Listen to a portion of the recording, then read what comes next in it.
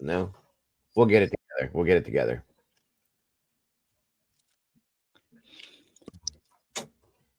Welcome, Saj. Hey, how much did I miss? A lot of info after I had left. No, not really. Just him being an ass. They did make some really strong statements at the end, which we're going to review here shortly. As soon as Eddie finds the timestamp. The little short dark Eddie's hair. around. What up, Eddie? He's jumping back. He jumped down to find it, and he'll jump back up here. But yeah, He's the internet filing cabinet. he's amazing. He Like, really is. AI level 4. Yeah, anything you need or want, he will find it within seconds. So, she made a statement in regards to two statements actually that were very strong and powerful statements, and really, in my opinion, kind of got inside his head, regardless of what his thoughts or his feelings are at this point. Made him start thinking. You could tell because she's right. It was what she said. She approached the ASD, the autism spectrum disorder, and the dyspraxia, and she was right. Everything she pointed out was absolute fact. Okay, the man was born with this at a young age, went through his whole life. All this, it's not something that was invented and created. There's documentation and proof of it. Well, that doctor's appointment 2 days after the murders may even be connected to that. 100%. That's exactly what my thought was the other day, Sarge. So it's something he's been going through his whole life, and it points to proof and possible proof that those are the reasons why the man could not have committed the crime, because of these things. So, yeah, that was a strong, and we're going to review the statements. You'll get something out of that, Sarge. I'll tell you right now. So why did Hitler get all stressed out? Well, that he didn't get stressed. He quieted down and he kind of sat there, and I was like, she's in his head now with that. And he said, we'll put it under review, like he says with everything. Now, the thing he got stressed out about, Sarge, is when they approached the affidavit written by what's his name? Tyree, yeah. And he got pissed. You could see he got pissed, making statements and this and that about how strong of a statement that was, and that could get somebody disbarred, so on and so forth, blah, blah, blah. And said that he just ignored the whole 7-day thing, but he didn't. 7 day.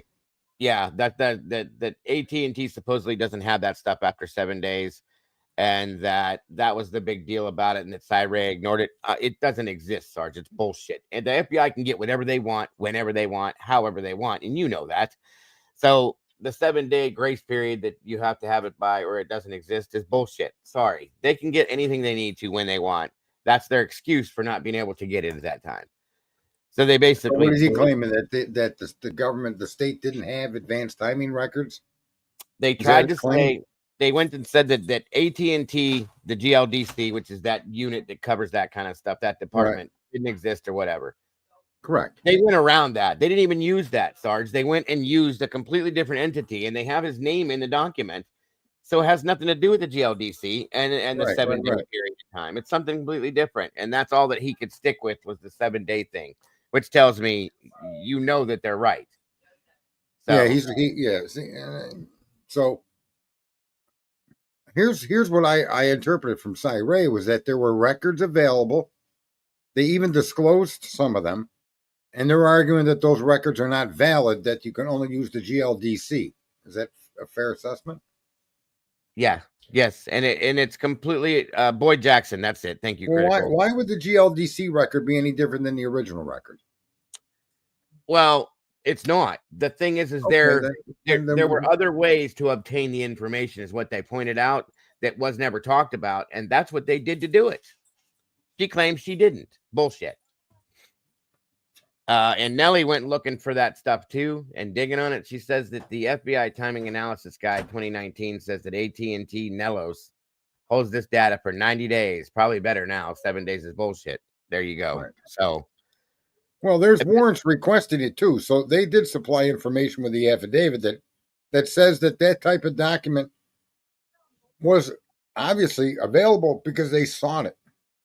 If they sought it and it wasn't unavailable, you need to produce evidence and a receipt that AT&T could not comply with the request because we do not save that data.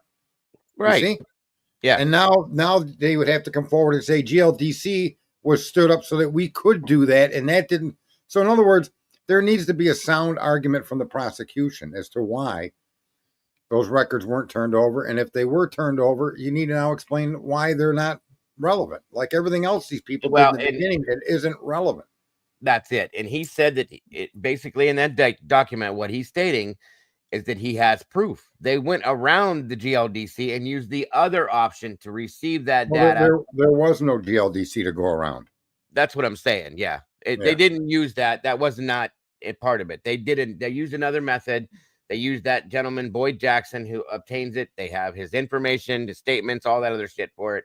That's where they received it. And she's denying that they had it, but they know they had it because they had to have that to have the other information they had to go through. You see what I'm saying? And then that's where Right. You can't get to the highway without traveling down these two roads. It's like exactly. you're all of a sudden you're on the highway at exit 2. Yep. Well, there's only 2 ways to get to exit 2. You had to be on one of these roads. Bingo. Yeah. Bingo. Welcome back, Eddie. This will be an interesting argument. He's going to have to take that into chambers and then hash that out. And he's probably going to have conversations with the lawyers. Oh, 100%. Well, he was pissed yesterday because of the statement. And then he's saying that, well, he's got to show some proof of this, that, and everything else. But at the same time, they're not allowing the man to test it. She offered up. He'll testify to it, and he goes around it, and he avoids it. So, well, that's not proof.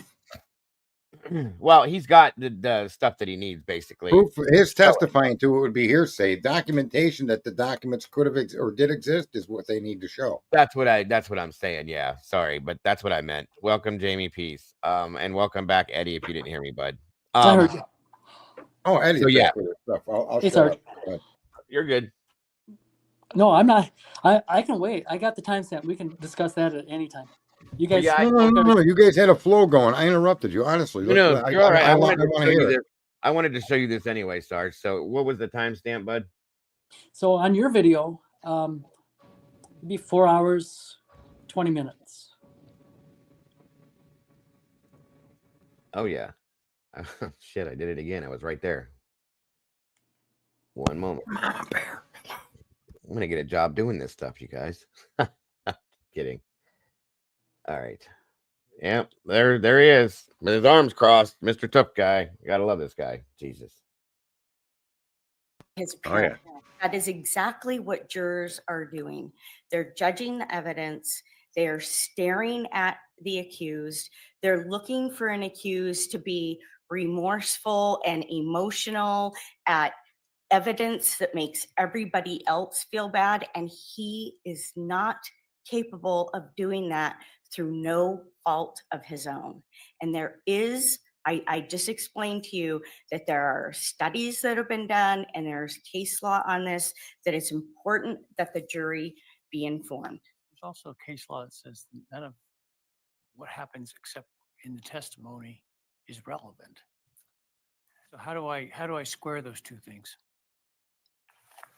Because I give the jury an instruction that specifically says, don't judge this case based on anything except that you hear on that witness stand. And then if I do this, what you're asking me to do, I'm basically telling them, but that's okay. well, the state's asking you to give a jury instruction that says that. We're asking you to let us put Part of the standard testimony on. instruction is that the jury may not consider as evidence anything other than the testimony and exhibits admitted in the trial. Judge, I just quoted cases to you where we don't get to live in a state of denial, right? We can pretend, but that's not what exists in society. So we don't get to live in a state of denial. Is my concern. God, this guy pisses me off how he interrupts people constantly. But anyway. Pardon? I have to live in a state with what the current state of the law is And in Idaho.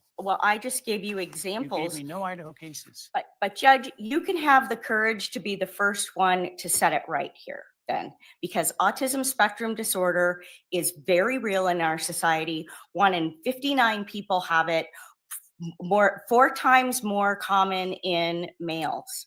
I'm not in any way trying to downplay the those that may be diagnosed on the spectrum. I'm trying to figure out how do I do this where I have settled legal precedent that I'm supposed to follow that says the jury may not consider as evidence anything other than the testimony at the witness stand. They can't consider, they're not supposed to consider the demeanor of the witness. Now, I will say, having seen Mr. Kohberger over numerous days now, I haven't seen anything unusual in terms of his demeanor. But, I'm not, scrutinizing him on YouTube the way maybe others are. But I understand your concern, and I'm not trying to downplay it. I'm just trying to understand how I get there in light of the legal requirements that I'm supposed to tell the jury, don't consider any of that. Maybe the way is to say, the way the parties appear, what happens at counsel table is not evidence. You shouldn't be concerned about it, and it should play no role in your decision. Would that do it? Judge, the proper way to do this is through testimony. I just went through a litany of cases where that's what the courts have said in other states I is the way haven't to read handle those. it. I don't think those cases were those cited to it. They're not Idaho cases, no. But And that's the whole point, though. They don't need to be Idaho cases. Autism exists in other places besides Idaho, folks. So She can actually cover this in an opening statement, however. oh yeah. And then provide testimony to support Bryan's clinical condition. Oh, absolutely. And it's going to be a great one too, but there's more. I promise there's more. then it's Sorry. It's from yesterday, guys. It's from yesterday. an issue of first impression here, right? And so you get to make the decision, and you can get it right.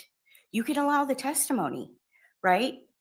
I mean, if it's an issue of first impression and you're looking for guidance around the United States, then do what other states are doing.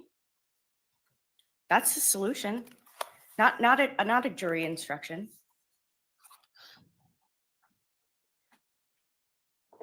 I'll take the matter under advisement.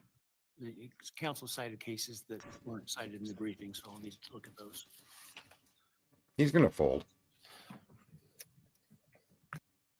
After hearing that, I'm telling you, she got in his head. You could kind of feel him deviate down a bit from where he was up on that.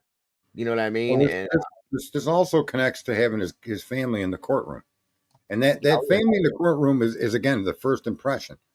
And so I think he'll fold on this matter after he consults his fucking bald head. Excuse my language, ladies.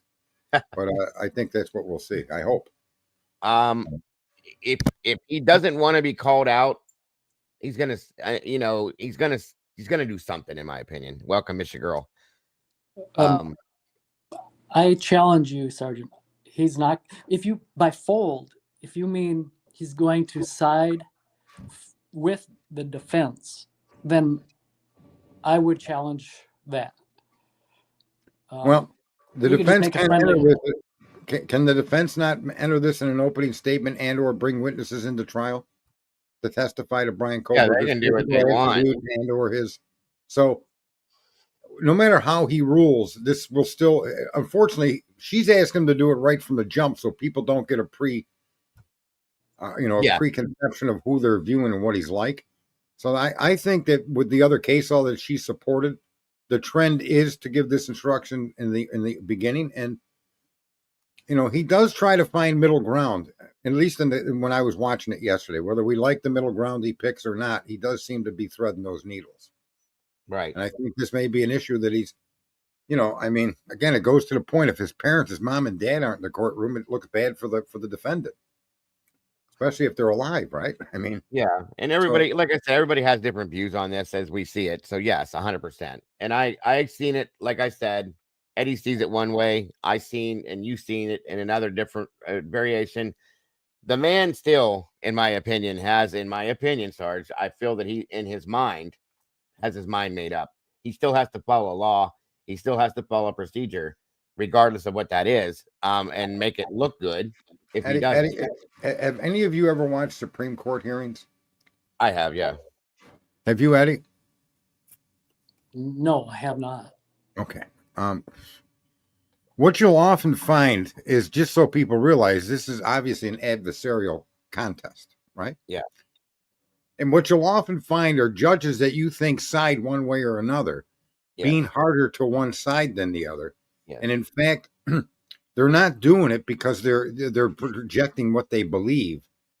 They're doing it to ensure that the people presenting this information are presented it properly within the codes, within the laws, and that the argument is sound so that he can make a decision. So you'll see, say, a really liberal like Ruth Bader Ginsburg was in a hearing before she passed, and the questions that she was asking the presenters, which was, forget the topic, we'll call it rocks over water, and the rocks were the ones that were, of her political viewpoints, and the questions she was asking them seemed as if she was going to rule for them.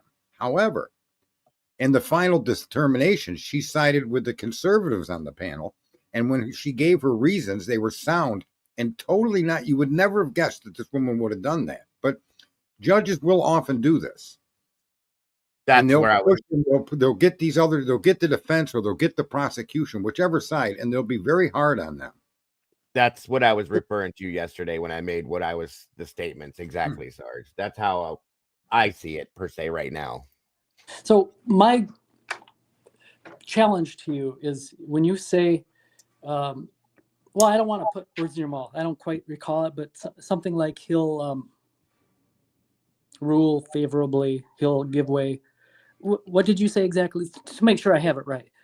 I said I'm suspected he'll fold on this argument. In other words, he'll take that argument and he'll either come to a middle road with it, or he'll put that in the instructions. Yeah, you seem to maintain the thought that he tries to rule fairly as much as possible. Do I have that right? He tries to, yeah, within the bounds of the law. Okay. So what I do is, we're speaking just about him and what we know of him so far on this case. So when I look at his order, just in January 23rd and 24th, we had the Franks hearings, and then he ruled on that about a month, 6 weeks, whatever later. So on his order on defendant's motions for Frank's hearing, motion to suppress AT&T, Apple, Amazon, Google, the arrest warrants, on all of his orders, do you feel that that's what he's done? Were you satisfied with his rulings?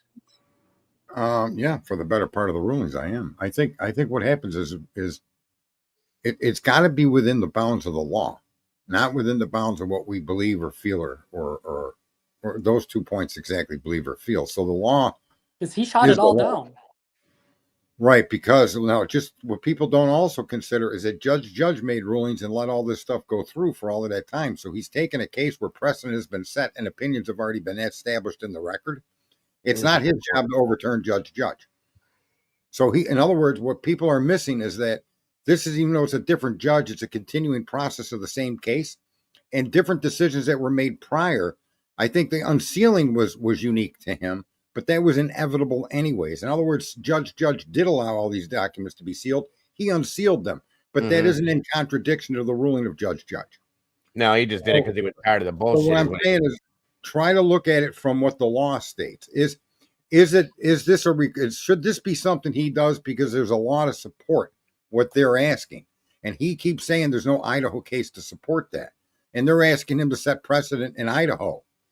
And that's where now he's going to have to come down the middle somewhere on this. Yeah, he's going to have to make it look right or look good at least. And listen, guys, there's any.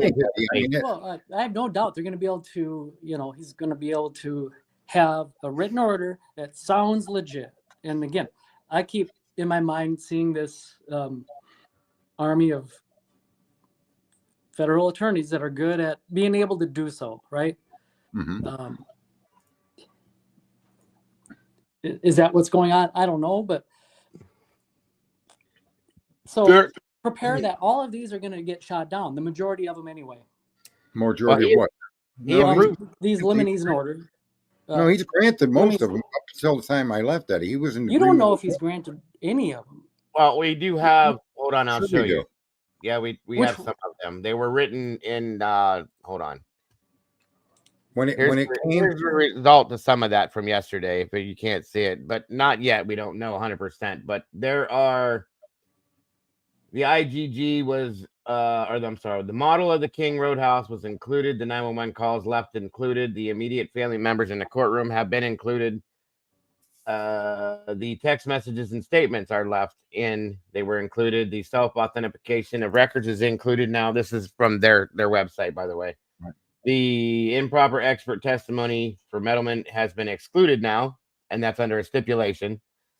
The stipulated agreement not to mention the 2014 cell phone is agreed on between the defense and prosecution. They came to a middle of the road agreement, and the stipulated agreement that investigators will and can be in the court is agreed upon by both sides.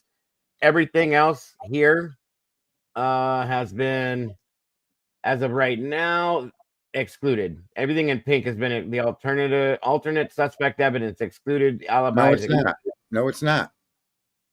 I can't read that. Is that blurry or is that? Just me? I don't know who made that chart, Dago, but he was very clear yesterday that the alternative third-party suspects are allowed, providing they meet the statutory requirements of Idaho law. Hold on a minute. He did not deny them. He said that these must be relevant.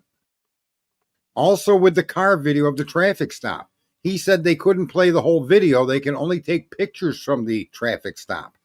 That was another win for the defense. Hold on a minute, Tom Boy. Are these results or are these just what the reference was for it? Yeah, there's some, so this is where I'm basing.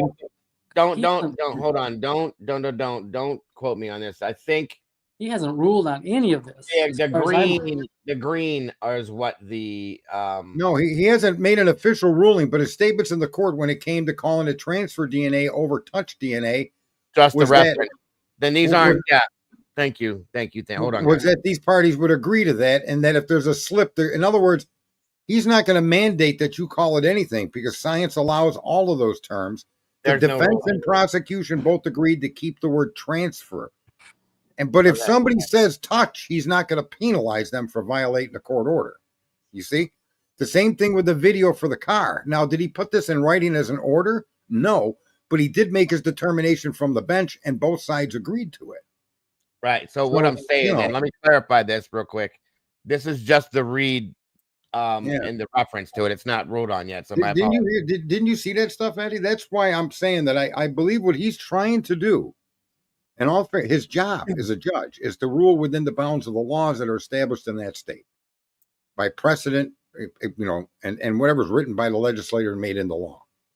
And I think he's doing a fair job, in all fairness. I don't know what he did with Cy Ray. I missed that. I may disagree with him being fair there. I don't know. But what is... And this is all based, everybody's opinions, again, that's what I was trying to say earlier, are based on what we feel about the situation at this moment as well, too. So there's an anticipation that he's going to rule against because of the thoughts on Eddie's feeling on what he feels about the case in general. Right. That's why I believe that he feels that way. And okay, just in fairness, to go by my memory, to say he said this, do you remember that? And put me on the spot like that. I don't have a memory like that. We would all have to listen to it again and go over that so I can hear it firsthand for myself and then understand, because we're watching it in real time and it's rolling by as a scroll and we're listening to what's there in front of us and what's being spoken of right now and everything. And how then have you determined that he ruled against them then? Where'd you get that from? Based on the hearings on January 23rd, 24th, the way he was interrupting and his behaviorisms, his bearing, you can read his body language and I guess it's an anticipated thought. He's very predictable. Based on that as our guide from experience, we can, I guess, read into what it's going to be. That is what I'm using because that's all I have.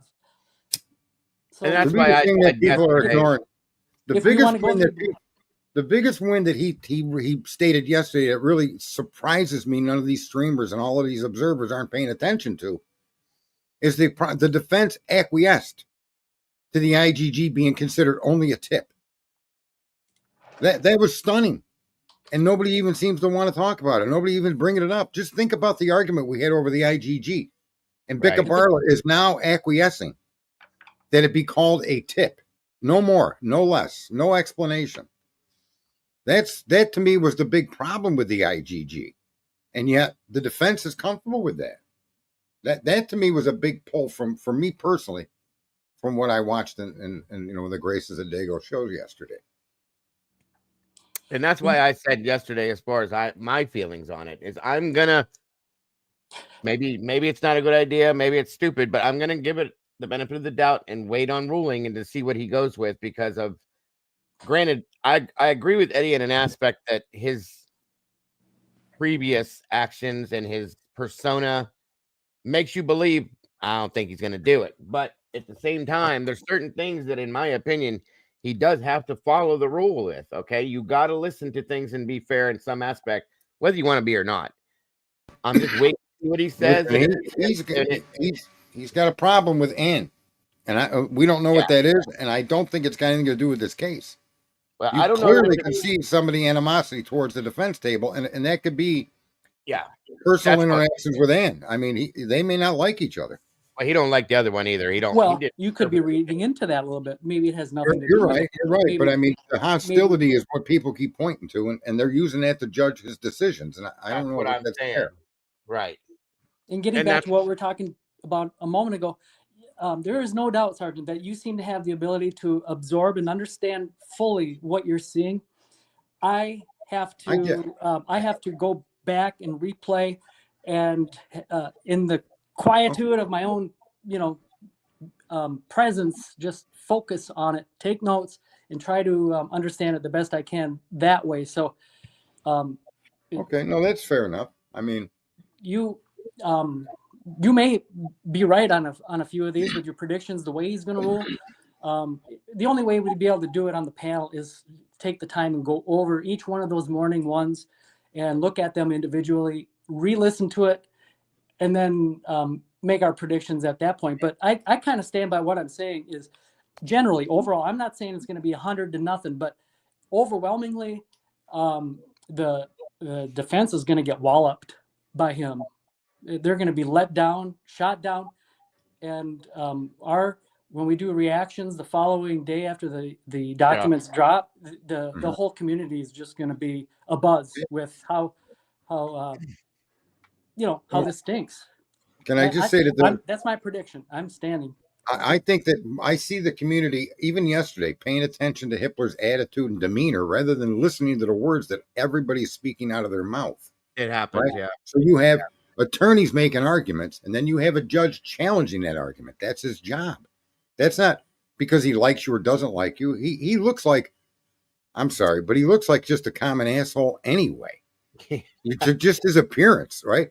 And I seen an image of him sitting up on his bench, his back completely erect, his arms covering his chest like somebody was going to punch him in the heart. Yeah. And see that I have an issue with judges doing that. They should never show their emotion or respond in a way like that. He did.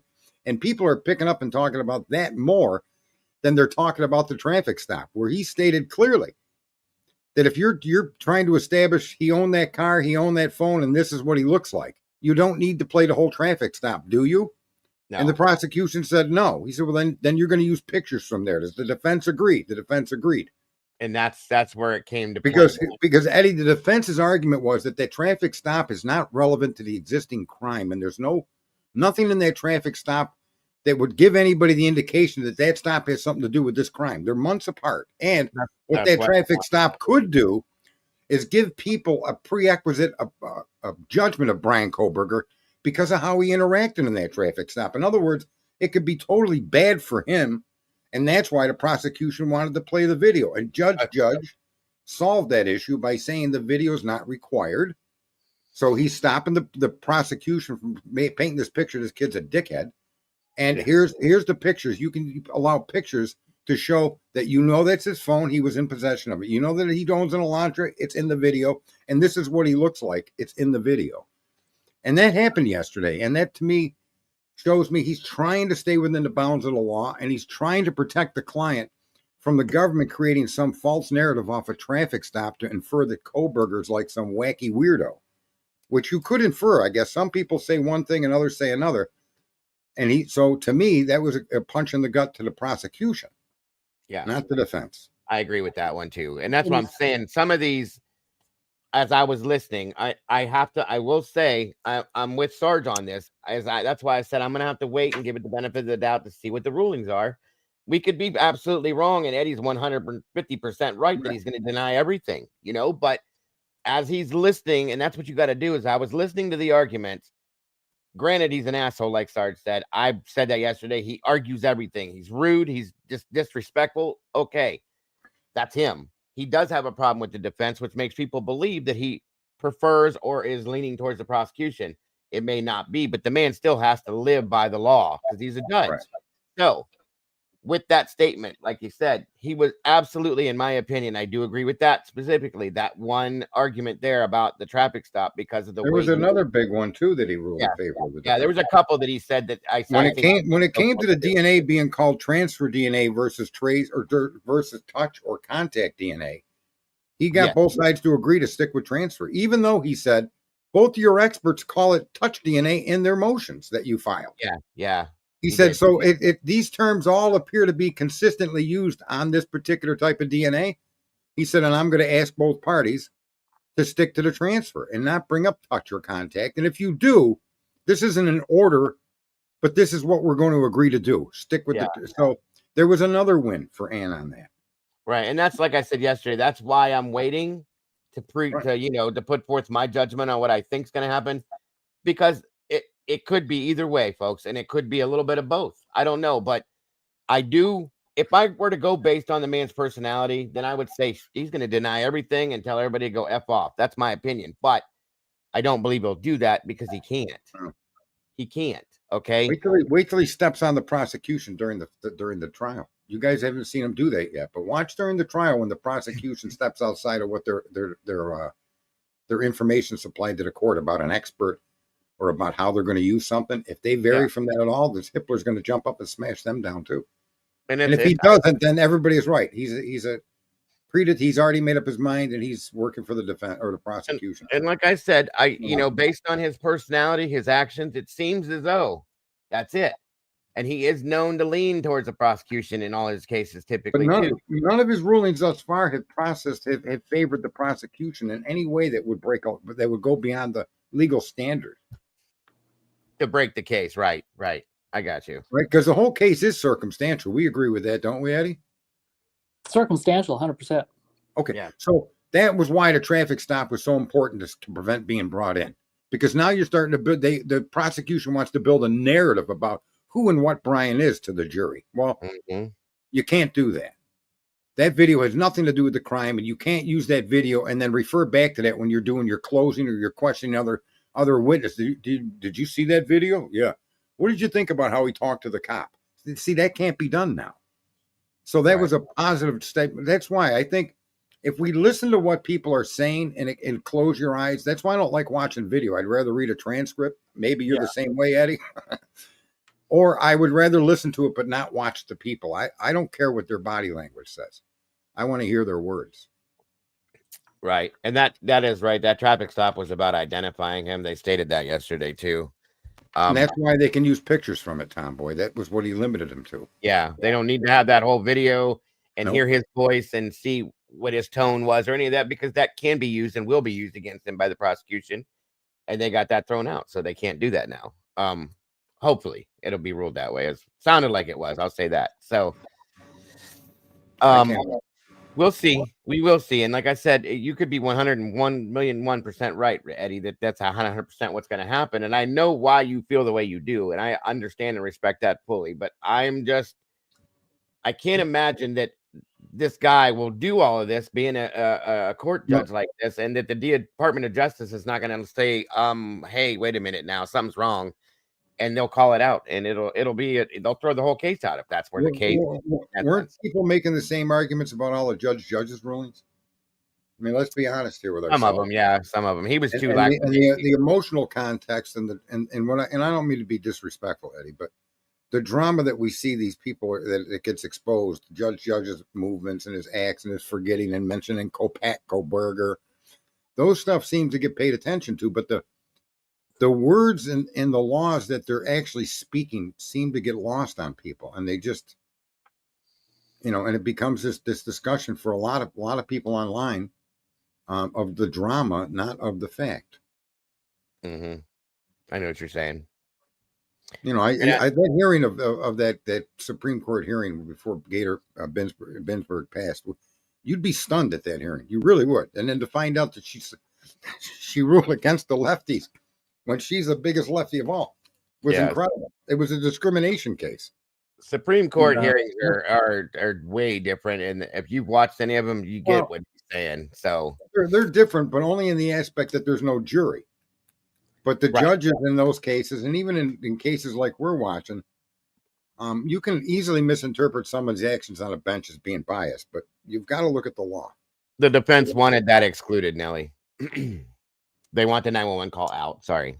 That would be the excited utterance, I believe, discussion, right? There was only one. There was only one in that entire call, and that's when Hunter comes from the back and says, "Get out, get out, get out." That's the only excited utterance in that entire call, in my opinion. I wouldn't have wanted it out. That establishes third-party culpability or potential because you've got all those people there at the crime scene. I think I would want to exploit that call. I think they're worried about the sound in the people's voices, how it's going to make him look. That jury's going to look at him and go, "You caused that." You know what I mean? So maybe that's what this is all about, you guys. Anything that can be done to make him look bad is what the defense is trying to throw out to not sway the jury in that direction per se. I'm shocked that she went after that 911 call, only because it establishes the 8-hour time span before they called. Yeah, I agree. And then what you're hearing there, based on what we know took place in that house, and these people actually literally went and looked.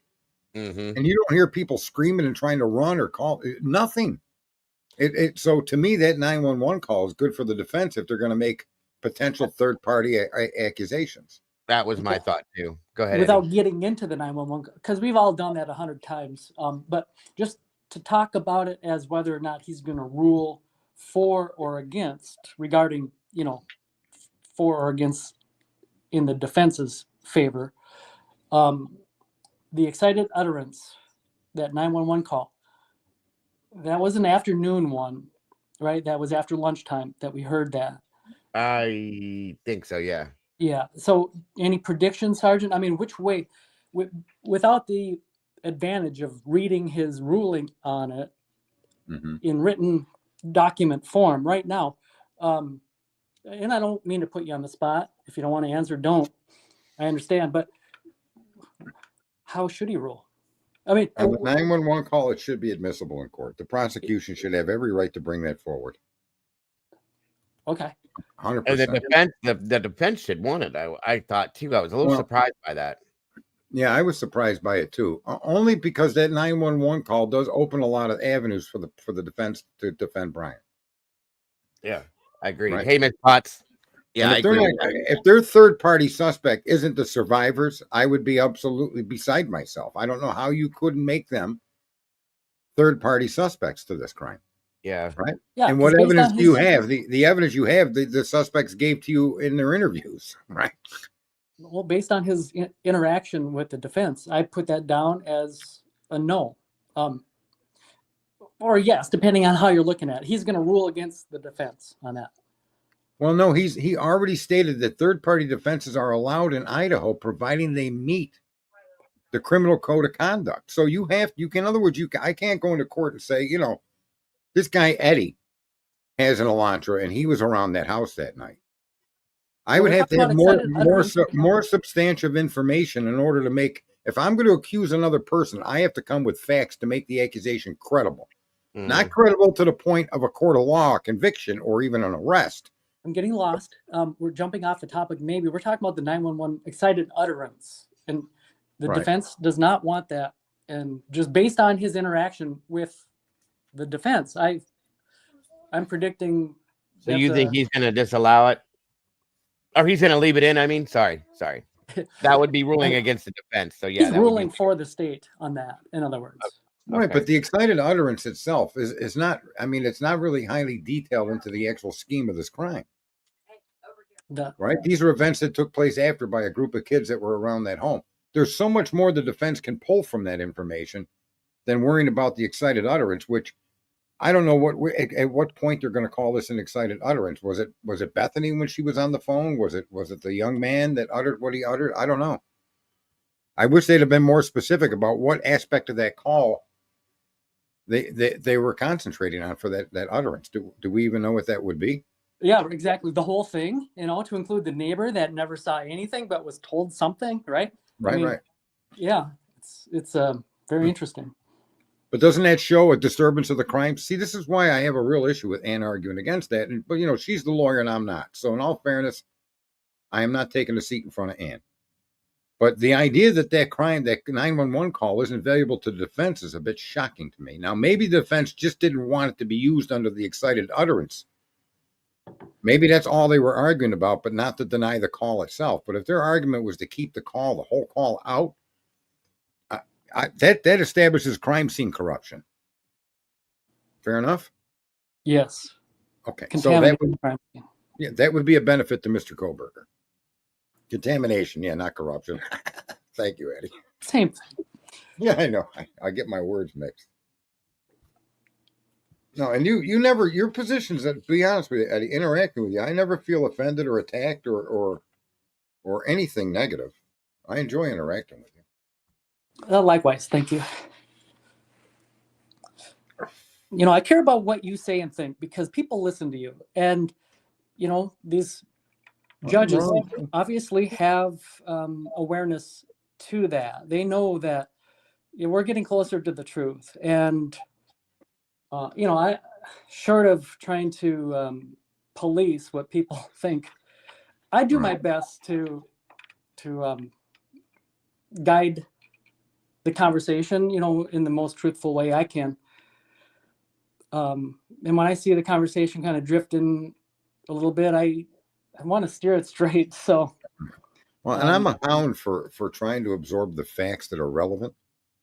And I'm a hound for that because that's really what it needs to come down to. And unfortunately, it's all of the observations of acts and actions and tone of voice and all of that noise that at the end of the day, what really matters here isn't the gestations of a lawyer or a judge or a defendant. It's where's the law and where's the statement you're making that comports with that law. And that needs to be conveyed to a jury in a way that's simple and easy to understand.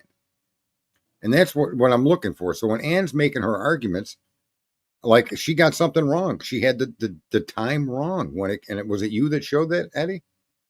Which you time? Did. You're the one that showed the document. She said they only started looking for Kohberger after the IGG identified him, and that was wrong. That in other words, you showed it happened November 26th. She was arguing it didn't happen until after December 19th, whatever that argument was. And you would think the judge ruled against Ann, but you showed proof that he did not. He was right and Ann was wrong. Remember that yesterday, Dago? Yep, yeah. I do remember that. And it happened. Oh, yeah.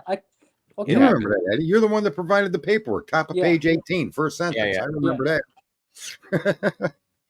No, that's what I mean. And people aren't used to thinking like that. They're used to absorbing a situation. They want to see videos. Because they're not really interested in thinking the points through. They're trying to make a summation based on the collection of all kinds of different outside things that are happening in that room. Yeah. What confused me about it, and that if I interrupted, I'm sorry. Finish your thought.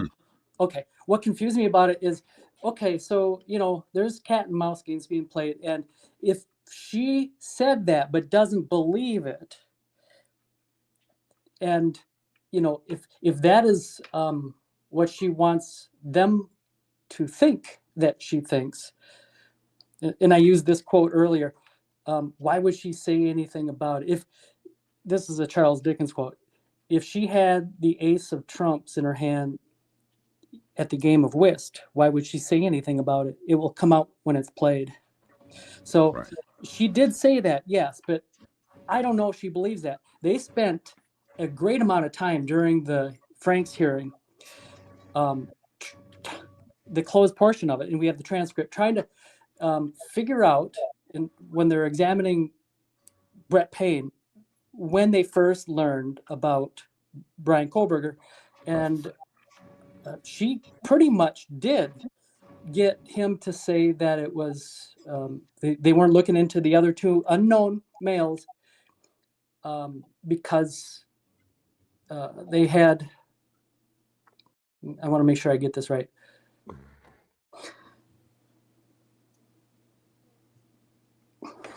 I might have to refer to my notes to make sure it's right. Do your thing, buddy.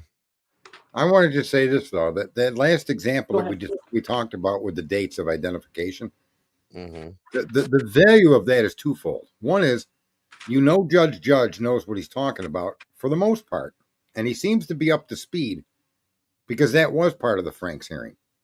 And in fact, his assessment of the dates was absolutely correct. He didn't give the number of the date, but that what came first, and he was actually accurate on that. And Anne was inaccurate. And so again, if you look at it from that point of view and take the personalities and actions and the tone of voice out of it, that's really the meat of what you need to pay attention to, in my opinion. That factual basis of factual statements made by both sides, and the fact that he got that right was and Eddie, you showed us that was awesome to me. That means the guy isn't ruling based on just some personal feeling, which it seemed like when he was arguing with Ann about that. I guarantee most people got the feeling he's just attacking the defense. Right. But there's an example of he was absolutely right. Okay, I think I found it. So in that transcript, Payne testified that law enforcement was not aware of Bryan Kohberger's name prior to receiving the FBI tip on the 19th of December. And there's a document. It's called the Defendant's Objection to State's Motion for Protective Order, dated June 22nd, 2023. And it states that by December 17th, lab analysts were aware of 2 male DNAs. So he testified that they were not looking into the 2 male DNAs because they had Bryan Kohberger's name. If I recall that transcript. I remember that. Yep, they stopped. So and then he argued he couldn't upload in the CODIS and blah, blah, blah. Yeah, so she has pretty much established that Payne has testified that they were aware, because she got him to fall into a trap, so to speak, right, of his name prior to December 19th. It was December 17th, if we go by, everything that's known in the court record. Which was prior to the IGG being given to him. Yeah. Yeah. So again, that sides with what Hitler was arguing. See, Hitler's argument, Eddie, was that the IGG wasn't the first time they came up with his name. That it came up prior to the IGG. And Ann's argument was they only started looking at 2014 to 16 Elantras after they got Kohberger's name. And that is not accurate. Wow. That was the topic that they were discussing exactly. Well, you have good memory. I don't know if I recall it. Yeah, you supplied the proof. Yeah, I did, but I'd have Uncle to Ed? re-listen to it all and put it all. I don't know why I'm so confused right now about. That's all right. about That's it. all right. Listen, I gotta make mine note of is a steel trap, Eddie. It's not you either. He does it to me all the time. So Eddie, I'm on the spectrum, so I do get confused, and I do suffer from the same personal problems we all suffer from. We make analysis based on feelings, emotions, or belief, and I suffer from that as well. I happen to talk about it a lot because I'm trying to rid myself of that, but it doesn't make me that much of a conversationalist over dinner with a girl, right? In fact, sometimes just shouldn't be applying to conversations with other people. Right. Yes. And you do great, Eddie. Don't worry about that, dude. Yeah, you challenged me. You showed me where I was wrong in a couple of things when it was gloves or glove, right? Yep. So I'm as fallible as a person. That's what it's all about, you guys. We work together to help each other. You got all the records, bro. You're like the filing cabinet from heaven. It's awesome. Yes. And Mama Bear is so peaceful, you don't even know she's in here. Mama Bear. Hi, Sarge. There she is. Hi. All right. So where were we before we got all over the place here? We'll just make predictions on how he's going to rule, I think. Oh, yeah. So what do you see? I feel like there were a few things in the beginning. I can't remember exactly. That one that Sarge brought up, I definitely feel that, in my opinion, he's going to rule for the defense. Now, I'm kind of torn on the 911 call based on how he reacted to it.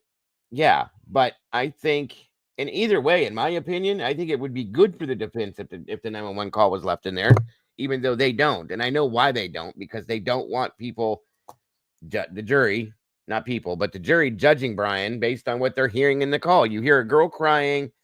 Think about it, folks. You hear when we first get on the call, you hear her crying and freaking out, and then you hear the actions happening in the background when they're finding the victims. The jury, in my opinion, hearing that is going to look at the suspect and go, "What an evil person you are. You come out, you caused this." Okay. Which is why I understand that the defense wants it out. But like it was explained, it could work for him, in my opinion, as well, if they play other things into that situation. It's just on how the jury takes it, I guess. That's the most important part. So I think when it comes to his illness, and I think it would be beneficial for the defense to just let Mr. Hippler or Judge Hippler look at all the interactions of Bryan Kohberger in a courtroom, and he does not. How many people could sit there when they're talking about shooting you dead? Yeah. Accusing you of these murders, right? Whether you're innocent or guilty, it doesn't matter. The point is, how can you sit so stoically patient, looking straight ahead with your hands in your lap? How can a normal person do that? Well, to be fair, no matter what he does, that's Oh, the only you got an option. echo, a really bad echo, Eddie. I do. Okay. Yeah, you did. Say something real quick. Okay, I'll say it over. No, you're to be good there. fair- Go ahead. Okay. I don't know if it was my echo then. But if it was, I apologize. It's okay. So he doesn't have any other option but to do that. If he has the ability, the self-discipline, then that is his best course, because no matter what he does in that courtroom, it's going to get a reaction, a negative one. Eddie, I don't know how many courts. Have you actually physically been in court? No. And the fact that the lawyer and the client aren't interacting when a prosecutor makes a statement that's incorrect, whether it's a lie, intentional or not, the natural instinct of a person is to push back on that. And that's done by communicating with your lawyer, whispering or passing notes.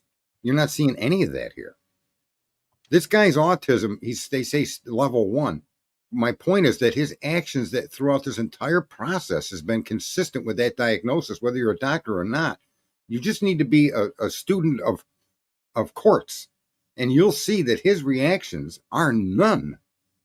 He's not leaning over to talk to her or the other attorneys. He's not passing notes or keeping notes and that is a very unusual behavior for anybody. Remember, his charges are quadruple homicide by knife, and you're going to get the execution. Could you imagine the stress that a normal human being would be under? And then the lawyer gets up and says he was somewhere he wasn't. And he doesn't even respond to that physically, emotionally, in any way. Does it even impact the guy? That is a stunning demonstration of his autism. Welcome, Ms. Potts.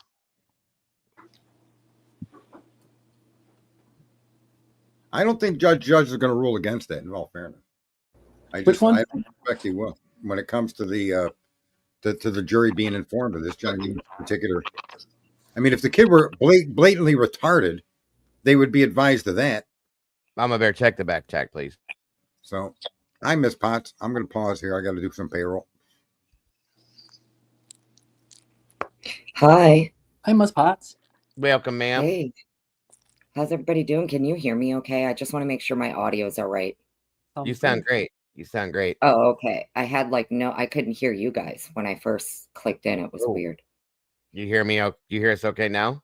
Mm-hmm. Yeah, it was me on my end. It's always me. Don't worry. It's okay. It's all right. I get it. Miss Potts, can you do me a favor? Yeah. Can you say the word law? Law. Okay, thank you. Law enforcement. Law. Where's Angel D? Yes, law. Put it in chat, Angel D. You know your part. Law enforcement. I know it's weird. I know. I do pronounce it funny, huh? No, it's not funny. The Europeans do it the same way. Law enforcement. New Jersey's, New Yorkers do it. Yeah, it's fun. But you know what law stands for, right? Land, air, and water. Yep. Yeah. That's why there's a W in it, not an R. Right. I'm just messing. Remember, so I spent a good chunk of my life down south, and they call the law. Yeah. they gon' call the law. Low, right? L-O-W-E. L-O-W-E. That's right. The low. I hope my wife's Law, whole and family yeah, says it. I know. I almost say law enforcement. I don't know why. It's weird. I can say law, right? Yeah. Like civil law. I tease hard about that too. But when I say law enforcement, it just comes out as law enforcement. Can you hear me, Mama Bear? That's funny. That is funny.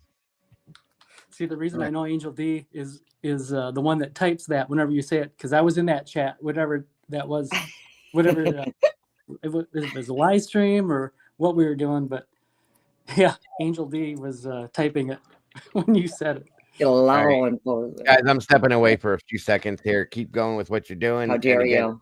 thank you so much for being here, Annie. I appreciate your input on this. I I really feel bad. want to. I missed the first couple hours. I feel bad. That's okay. You're here now. That's all that matters. That's all What you matters. guys think? What were you guys all talking about? What you think? Talking about, oh boy, what did we cover? We covered how Miss Massoff, she was talking about a shower curtain yesterday. I found that interesting. I had to speak on that for a little bit. I probably missed that part. It's amazing to me because I've been doing this like research into how did it come to be that we were suddenly all of us talking about, quote unquote, the fact that investigators didn't find a shower curtain in his apartment. I'm like, I never heard that before. And ever since that selfie dropped, everyone's speaking like that was a fact. I'm like, where in the court record? I'm looking everywhere. I can't find it. Maybe it has to do with these warrant returns from his apartment. Yes. And anyway, long story short is I think I found the source and we played it. It was Megyn Kelly live stream where she had Howard Blum on panel. And he said it. He said it recently, of course, after the state's document dropped, which contains that selfie photograph. And he's saying it as a matter of fact that that investigators couldn't find a shower curtain in his apartment, which, long story short, is we'll never be able to prove one way or the other unless, of course, they have it on body cam, and it's not a tampered with body cam.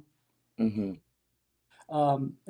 it's authentic, but I doubt they do have that body cam.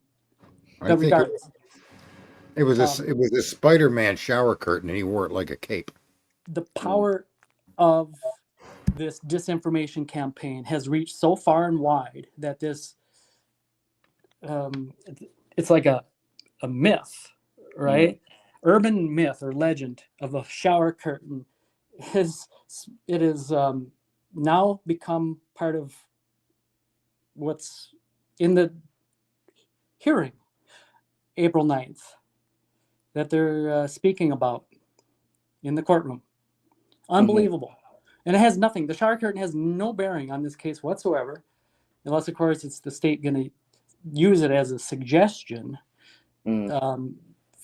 some nefarious type of thing about a shower everything curtain. All of it's nefarious, and anything he ever did leading up to the crimes could be misconstrued as nefarious in some way. That's the intent of the prosecution in every case. They're going to dig up whatever they can dig up on you, try to use it against you. Right. And like Daigle said, what does it even mean? I don't know what they plan to say about the missing shower curtain. I have no idea why that would even be relevant, but yeah, it's like, they didn't find the lead pipe or the candlestick in his apartment either. Right. What does that mean? Right.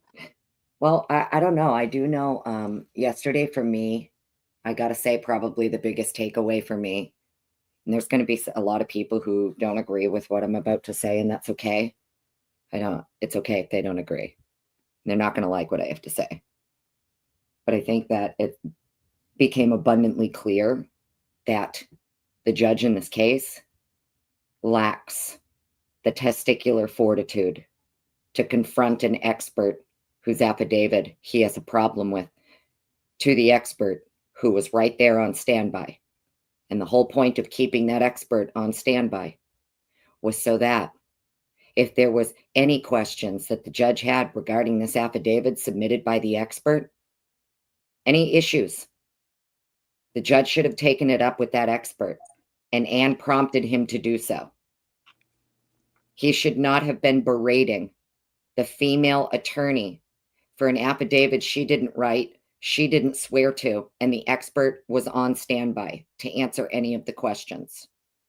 So it's my opinion that Judge Hippler here lacks the testicular fortitude that it takes to confront the expert that you have an issue with in this case, and you don't like what they said in their declaration and in their affidavit.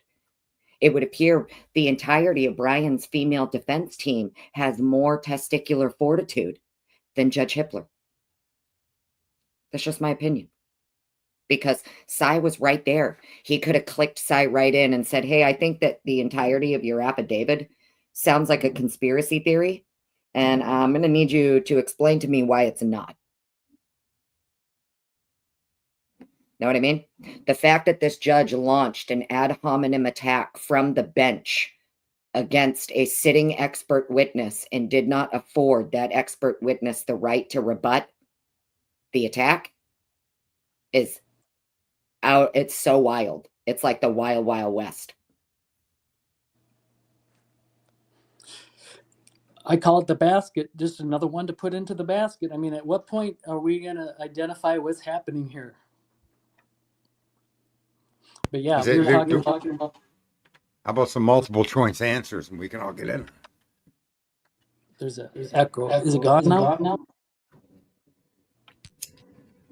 Your echo may have come because I turned my mic on. It was muted. And so for that brief instant, it may have picked you up.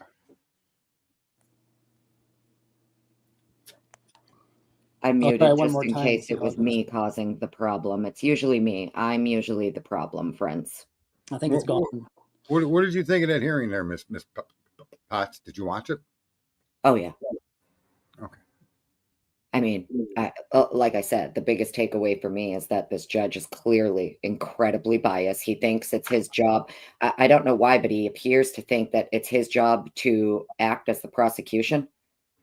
I'm not sure why. He seems to want to come in and help them out every chance he gets where their case is lacking. He wants to make excuses for it. They're still trickling in discovery.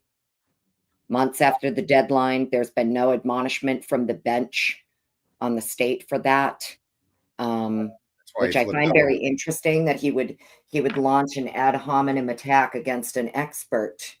Mm-hmm.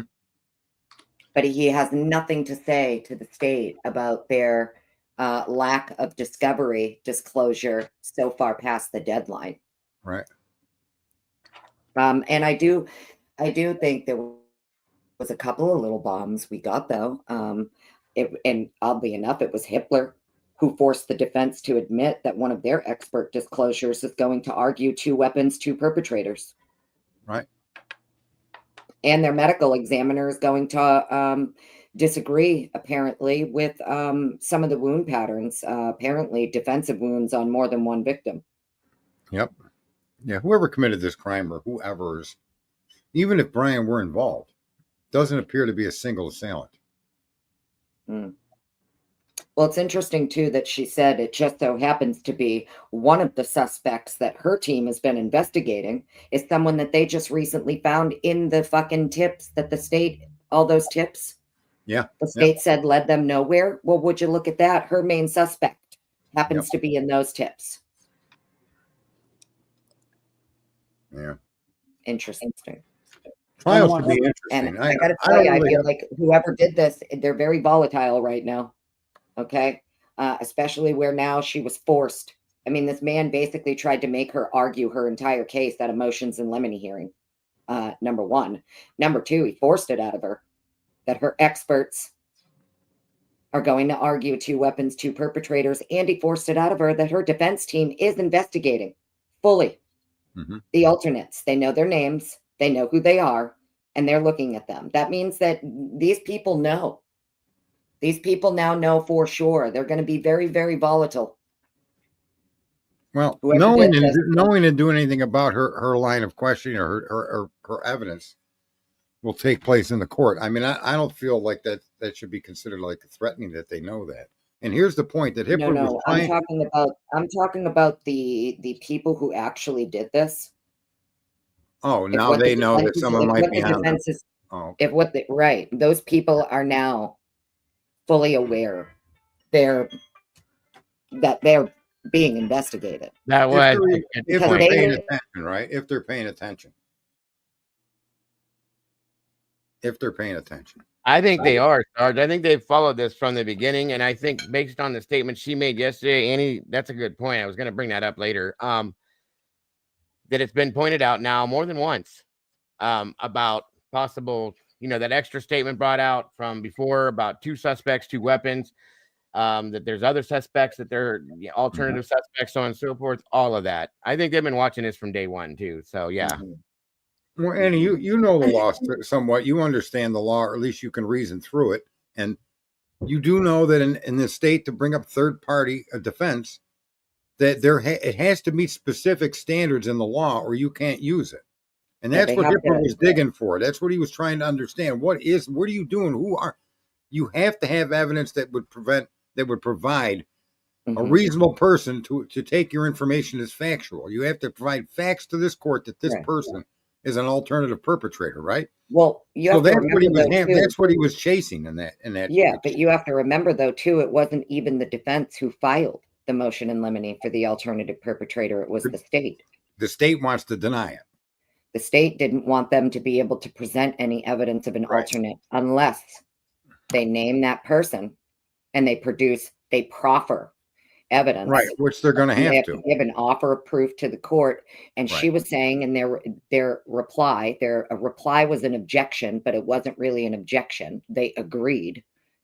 And they agreed they have to produce a name. They have to Right. produce the evidence. And that's exactly Right. what they plan to do. The argument was, do we proffer that before trial? Because other courts have already ordered that you're going to proffer your evidence of an alternate suspect at trial. There was another court, I believe it was Buck, where the Buck court held that you could proffer that. The judge, because the state had filed the motion in limine in that case for the alternate perpetrator, the state filed the motion in limine. The judge in that case held his decision until the defense was able to come and produce the name and the proffer, the offer of proof. So that's basically what the defense was getting at. We have no problem giving you the names and the evidence, but do you want us to give it to you now, or do you want it? Can we do it at trial? Because it's happened a couple of different ways in different courts in that state. Right. Well, if he offers it now, he can also offer it to be sealed, could he not? I mean, I think it all depends. The point that the defense was getting at is that we have no problem giving it to you. So I went and looked at the 3 filings. The original filing for the alternate perpetrator, the defense's objection, Right. and then the state's reply to that objection. Right. The objection from the defense isn't an objection. Number one, they're agreeing. Yeah, we know we have to give a name. We know we have to give evidence. We have no problem doing that. We just want to know when. Can we do it at trial, or do you want it now? The state came back with their reply to the objection, conceding. It doesn't seem like the defense is objecting at all. They're agreeing. So grant our motion. And if they want to offer proof of an alternate suspect, they have to do it through the court. They have to give it to the court first for the court to determine its admissibility, whether or not it's relevant and it's admissible. Right. Well, we'll see how he comes down on that. But he didn't deny the idea that they can use a third-party defense. He argued his argument with her was that exactly what you just said. Yeah, because the state isn't saying they don't. Yeah, because the state isn't arguing they shouldn't be able to use one either. The state just is saying, I think what the state was hoping for was that when they put in their motion in limine for the alternate perpetrator, I think they were hoping the defense was going to come back and basically just say, well, yeah, I mean, listen, we don't actually have a name yet, right? Because you can't just point at like Joe Blow, member of the public, and say, well, that guy could have done it instead. Right. They know they have to. They already knew from jump. The defense is fully aware that if they were ever going to mention an alternate suspect in this case, they already knew they were going to have to produce a name and evidence of that. All right. And that's exactly what they plan to do. I think it's up to Ann to go after him to stop accepting discovery. Ann needs to bring that issue to him, his attention directly in a motion. Yeah. The discovery from this date forward is inadmissible because it She already exceeds. has. They did it back in January. I was going to say they did that one already. I'm pretty They're sure. they're still giving evidence from January forward. Thank you, That's what I'm Mountain saying. Man. So back Right. on the January 23rd hearing, when they had filed a bunch of stuff, that was one of the things that the defense asked for, that the court give the state 2 weeks, because it's been done in other cases when you do this huge of a data discovery dump. It's supposed to be organized, searchable, at very minimum, chronologically ordered. You know, Not none of that was 50% done here. pickup. So that was one of the things she asked for back in January. The defense Yep. wanted the court to give them 2 weeks to put their discovery together properly and turn it over. And he never ordered them to do that. And they're still trickling shit in. She was picking up new discovery yesterday. Right. Yeah. Yeah, and that's why she now should file another motion. Say this is inadmissible. And that that's the problem with courts. There's in hearings. There's just so many avenues, so many things that got to the attention. You don't want anything to slip under the table and forget it. I So mean, in my this opinion, there late should have discovery been- needs to be asked to be withheld. Yeah, She's there should have filed been more an motions. admonishment. Yeah, there should have been an admonishment from the bench to the state. You are far past your deadline, and you need to anything. Get it in now, because that's it. You're cut off. After this, you're not allowed to trickle nothing else in. Right.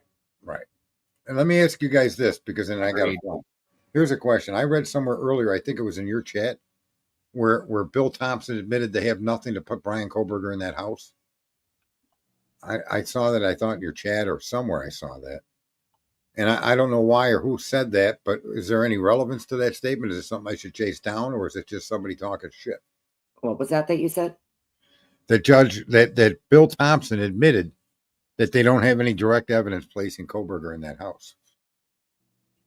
I've never heard that, but he could. I think it's not that he didn't have direct evidence. I think it was something to the effect where Bill said in the hearing, maybe it was either Nye or Bill. One of them did say something about, like, yes, it's true. The only thing connecting him to this crime is the sheath. Oh yeah. That was Okay. said. All right. Yeah. See, that's a stunning acknowledgement. That's where the argument of circumstantial evidence, which that is, that doesn't even tie him to the crime. Right. It's just And Jeff Nye did concede too that the other lab, that eventually the state did learn that the cybergenetics lab that excluded Bryan as being a contributor to the fingernail clippings. Right.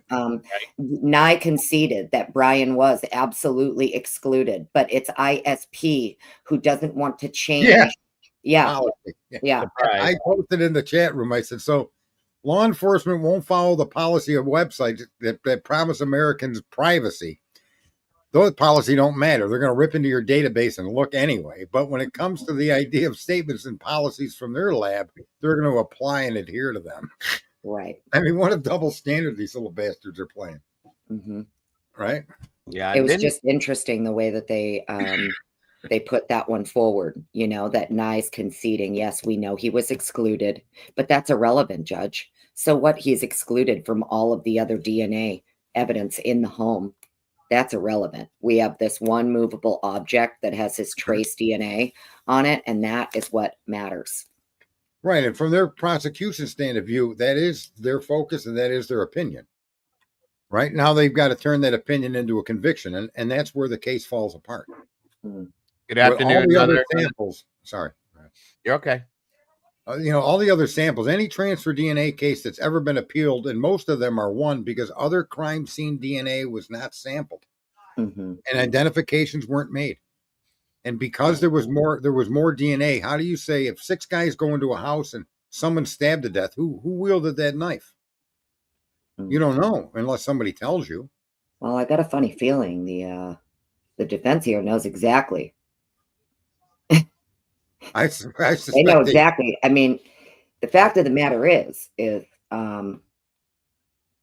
The defense is obligated to conduct a full-scale criminal investigation into the charges against their client. Right. And from jump, the defense team brought on some of the top IgG people and some of the top DNA people in the country. I am of the opinion, and this is just my opinion, they know exactly whose blood that isn't Bryan's is in that house. They know exactly whose hair that didn't match Bryan is in that house. They know who did this. Mm. They know who did it. They know their names. They're investigating them. They've been investigating them, and they are gathering their evidence against these people. So And do you think, Annie, sorry to interrupt you, but do you think that relates to the statement that was made in the document that Ann put out there, that they, based on the verbiage that we saw in the document, that they are ready and willing to present multiple alternate suspects? Do you think that relates to that? Well, yeah, exactly. They know. That's kind of what I'm getting at. It isn't a guess. They aren't guessing. Right. She knows the names. She knows that one of these people, the name of this person, was produced to law enforcement as a relevant tip. It was buried in the 45,000 tips, and she just recently found it, and it just so happens to be a tip for the person, one of the persons she's already investigating. Yeah. She brought that up yesterday. Yes. Good point. They had that name in their hand and they didn't do anything with it. Mm-hmm. Or their exclusion of the person was just haphazard, which is what happened once they identified that. It just seems so weird to me why they would have picked that sample to send to IgG and not the blood. How about the swabbing of the inside of the glove that was never done? Talk about transfer DNA. You would have had a grocery bag full of transfer DNA from inside those gloves. And no swabbing of the interior of the glove, but you'd swab you swab the knife sheath like you were brushing your teeth. Every little bit counts. But they swabbed that glove. What's that? They swabbed the glove. They got blood off it. I know they did, but why weren't they swabbing the inside of it? In other words, you're using the most microscopic piece of information. Yeah, and yet where it would be in abundance, you ignored it. Well, they did make the point many times in the IgG hearings. That's all related to IgG. Yes, you have this other blood that you didn't produce STR profiles for and upload them to CODIS. Right. You didn't use IgG on any of this other DNA, but you used it for this trace sample. That's the point that they were getting at. Well, here's the thing: if they're going to have to explain to a jury why these other DNAs weren't identified. Because they already did explain that, because they had Kohberger's name already. And the jury's going to have a big problem with that. Right. I hope. You hope. Well, there's no way that they can't. Mm-hmm. We see her case is consistent with pretty much what we've been saying. Streamers that are critically thought, we look at things for the data. And I think that the case is actually unwinding right down the path that it looked very predictable from the beginning. The case is circumstantial. I have no direct evidence, and you're bringing opinions to make your case. You're trying to give life to a DNA sample, yet you had 7 other samples you ignored. Right? Yeah. How does that work, man? Welcome, AR. Good to see you, brother. I want to backtrack us just for a moment. When Annie Potts said that she thinks that the defense knows whose blood, those unknown male blood.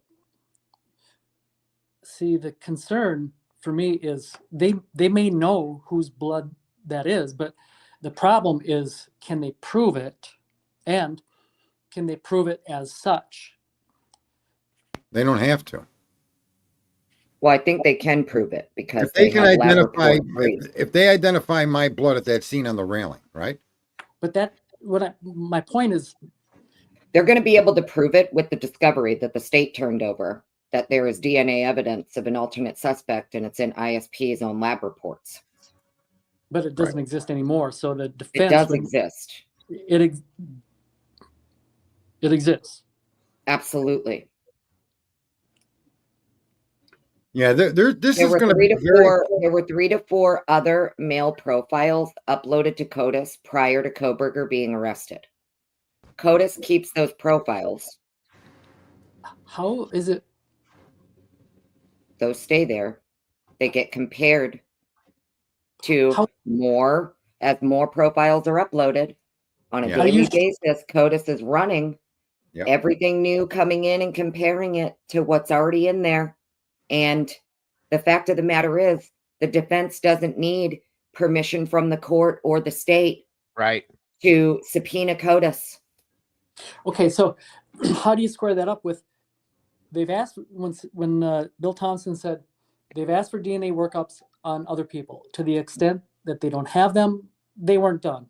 We can't Mhm. produce something that doesn't exist. Right. Mhm.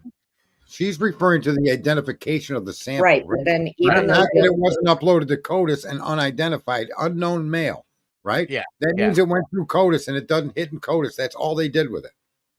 And so he's saying, I can't give you what the lab don't have because they didn't do any further testing to verify identification like they did with Bryan's. That's what's being said there by Bill Thompson. He's not lying to her. In other words, you know what I mean? I got all of the cookies from your jar in my bag, but I didn't steal them. You got to use cookies. I love cookies. So do I. well, Go ahead, Annie. the Analogy, but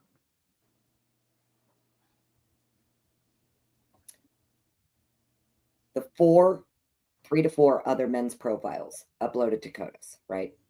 Mm-hmm. Those stay there. It's not like they only go into CODIS once and then oops, no hit, and then forget about it.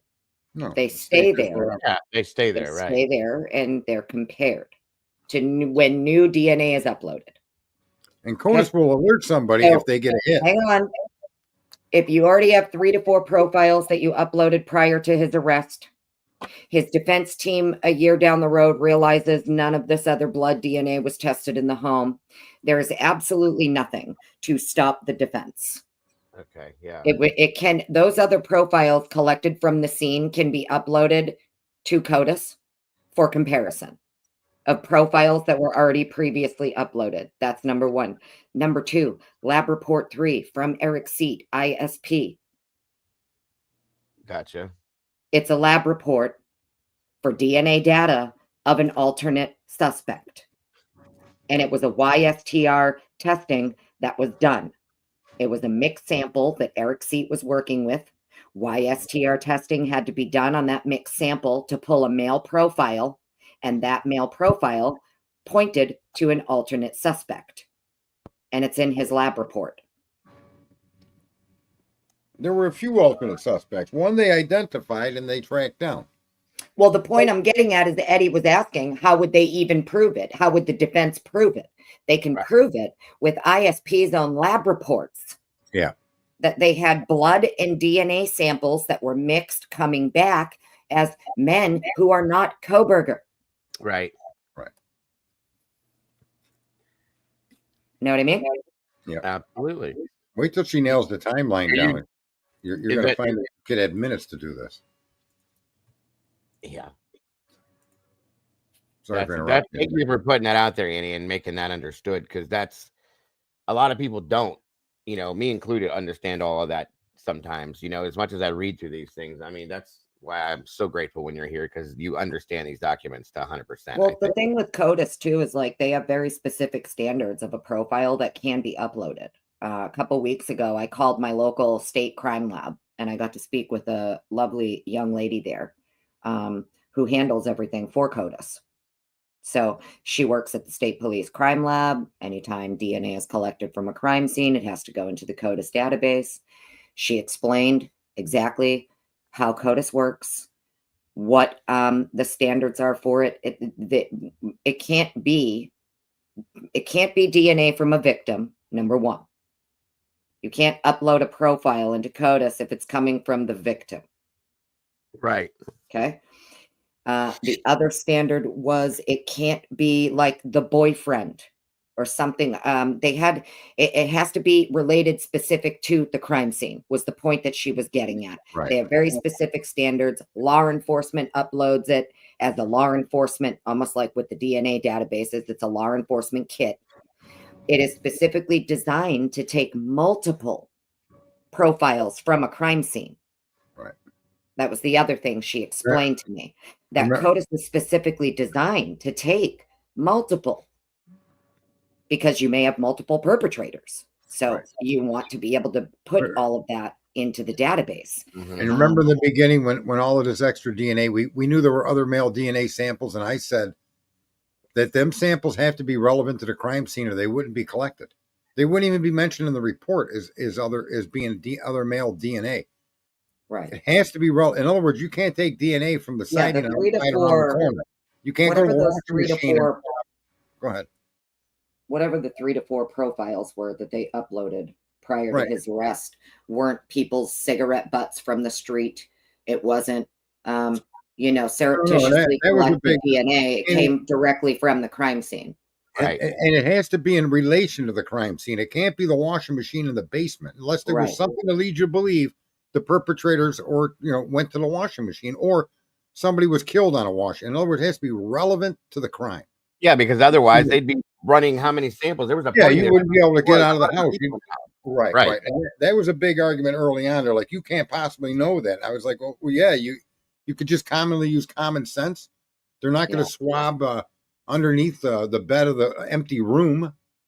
Yeah, if they're putting profiles into CODIS, it's because those profiles were taken directly from the actual. They believe these are profiles. This is blood, by the way. These are STR profiles. These would have came from blood, saliva, semen, sweat, right? Yep. Right. So you're putting that into CODIS. That means it's coming literally, directly from the middle of your crime scene. Right. Possibly off a victim, on a victim, off the weapon. Inarguably from the crime scene. So the movements of what they showed, what they argued they have for DNA, the glove, absolutely relevant, right? Oh yeah. If you can assume the sheep was involved in the crime, for you not to assume that glove wasn't part of the crime would make you an idiot. The one questionable one I have is the handrail. That's a very strange one, going from the second to first floor. You don't know what direction the blood was placed there, whether we're going up or down the stairs, but that it was there. I think that impugns one of the so-called. Oh, they'll know exactly based on literally like the angle of the blood and how it hit the railing, whether or not someone was running down the stairs or running up. That's possible. That was interesting too. I'm glad you brought that up. It's something that was said yesterday that I had never heard before. They pulled it out of the grand jury testimony, I believe, and stated that EA, who was believed to have been on the one that jumped on the 911 call, besides Dylan and Bethany, ran to the top of the stairs, stopped, and came back down. Okay. That's the stairwell that has that handrail. And I just wondered how many people used that stairwell that day beforehand and ran up and down them stairs from the first floor to the second floor, if that's the case. And I just had to stop and think for a minute, how many people could that blood possibly belong to at that point there? If that's the case, or if it was dripped like you were thinking, Annie, or if somebody had it on their hand or whatever, you know what I mean? Anyway, I could see that, except for the fact that none of these people allegedly touched the blood, saw the blood, touched the victim, saw the victim. So it shouldn't be Emily or Hunter accidentally dripping blood on the handrail. How would that even be possible? That's the point. That's what I was saying. As I wondered, because as far as we know, there was no interaction other than Hunter supposedly going and checking on them and getting to them. You know what I mean? So that's what my curiosity was with that. Does that mean there's somebody else that was that leads to somebody else? In my opinion, I'm thinking. Yeah, that handrail I think leads to a person that was that you could actually suspect was involved in one way, shape, or form. That was my. I think it was transfer. I don't think it was the person's personal blood, but it may have in fact been a perpetrator's blood that they accidentally got on themselves and they carried it down that railing. Do you have thoughts on that as well, Annie, as far as what the possibilities could be? It's definitely two other men's blood. They know that. It doesn't belong to victims or Ethan or Bryan. Well, that's quite interesting. How about that? Unknown male B, unknown male D. Right. So then there's unknown male B on the sheath. Blood. There's 3 unknown male Bs: the sheath, the glove, the railing. No. The DNA from the sheath Q11 is allegedly Kohberger. Male B is the drop of blood from the handrail. C, we don't know what C is. Hairs, blood, we have no idea. C hasn't been mentioned. Unknown male D is the gloves outside. Unknown male E came from the trash in PA. Ah, okay, that's what E was. You get what I'm saying? So, Yes, so ma'am. far, all the DNA that's been mentioned, A is Bryan. That's Q11, your sheath profile, allegedly. And then everything else after is unknown males who do not match Kohberger and obviously don't match the male victim at the house. And how many did they have of those? That would be unknown male B, unknown male D, and whatever C is. C. So there's 3 others on top of. Okay, thank you. We don't know. C could be just a different sample from one of the 2. You understand? It could be someone's hairs. It could be, we don't know what C is. Gotcha. Don't know if it's blood, semen, sweat, saliva, hairs. We have no idea. We do know hairs were collected from the crime scene. Compared to Kohberger, he was excluded. Mm-hmm. And that's funny, guys. Everything, there's one common denominator with all of these pieces of information we've talked about that keeps popping back up. Exclusion. He's excluded from everything. Okay. He's been excluded from everything. So at that point, where does it become, okay, who are these other people? And why are they not sitting here too? Okay. And why is this guy still the one that we're pointing at? That's the biggest issue with that I can't get past. I'd like to know. I want to know, as we all do, I'm sure. But well, that's why I also didn't think it was going to be too hard to argue alternate perpetrator, and you wouldn't get much pushback from the state because the lab reports are in their own discovery, number 1, that they turned over. The evidence of the alternate suspects is in the discovery. Yeah. Right. And Hitler said a while back when they were talking about the sheath and Bryan's DNA being on the sheath. And if he left he abandoned his DNA, at the crime scene, blah, blah, blah. You remember all that? And he said that just because there's other people's DNA doesn't necessarily exclude Mr. Kohberger. It just means maybe other people should have been investigated. Bingo. You know what I mean? Yes, ma'am. So I didn't think the alternate perpetrator thing was going to be too much of a fight because it appears both sides agree there's evidence of the alternate perpetrator. It's just a matter of how it's going to be argued and when. Yeah, and why the state did not go after alternate perpetrator more at all, for that matter. And that's what the opportunity to cross-examine will be for. Yes, yes, exactly. Here's what's very baffling to me is that I understand the significance of the sheath being considered a part of the crime. Mm-hmm. Yet I don't understand why only that DNA was pursued over and above all others, to the exclusion of all others. And then not only just to the exclusion, but to develop the identities of the other DNA samples as leads. And that in other words, you completely ignored the idea that maybe Bryan was in there with other people. So my point is, I just can't wrap my head around the stupidity of not. Well, the state's going to have a hard time explaining to the jury why they didn't pursue what could have been his accomplices. Correct. If you consider him the guy with that knife, right, and that you wouldn't have taken that crime scene under your own common sense to just not say, well, we need identities on all of these people. We got the main guy. We're keeping an eye on him, right? You could have even looked at it like, oh yeah, Kohberger did it. Okay. But the other DNA samples are so relevant. Mm-hmm. Well, what's interesting too is that when you think about it, right, the way that the state is trying to portray this is that, well, once we got his tip, right, we just stopped pursuing everybody else and everything else. The problem is that ISP Lab made them aware. So ISP was aware of the unknown male B and unknown male D blood, okay, by December 17th, which is really interesting when you think about it, because that would mean 2 days before, allegedly, Kohberger's identified through IgG. they were aware of unknown male B and unknown male D blood, they left it alone, and then they still continued to sit on it until they tracked him across the country and went and collected the trash 10 days later on December 27th. Right. And then, even after they collected the trash and apprehended him and arrested him, they never, ever did any DNA testing or IgG on unknown male B, unknown male D blood. And see, there's where my problem is. Thank you, Annie, for bringing that up, because it's not difficult to believe that there could be accomplices, especially in a quadruple homicide. Why stick to one suspect, and not even think about the others? That's where the perplexity with this is why is that just that one guy? And they've said it before. We got our guy. There's only one guy. That's so we know this is it. Blah blah blah. How do you know that?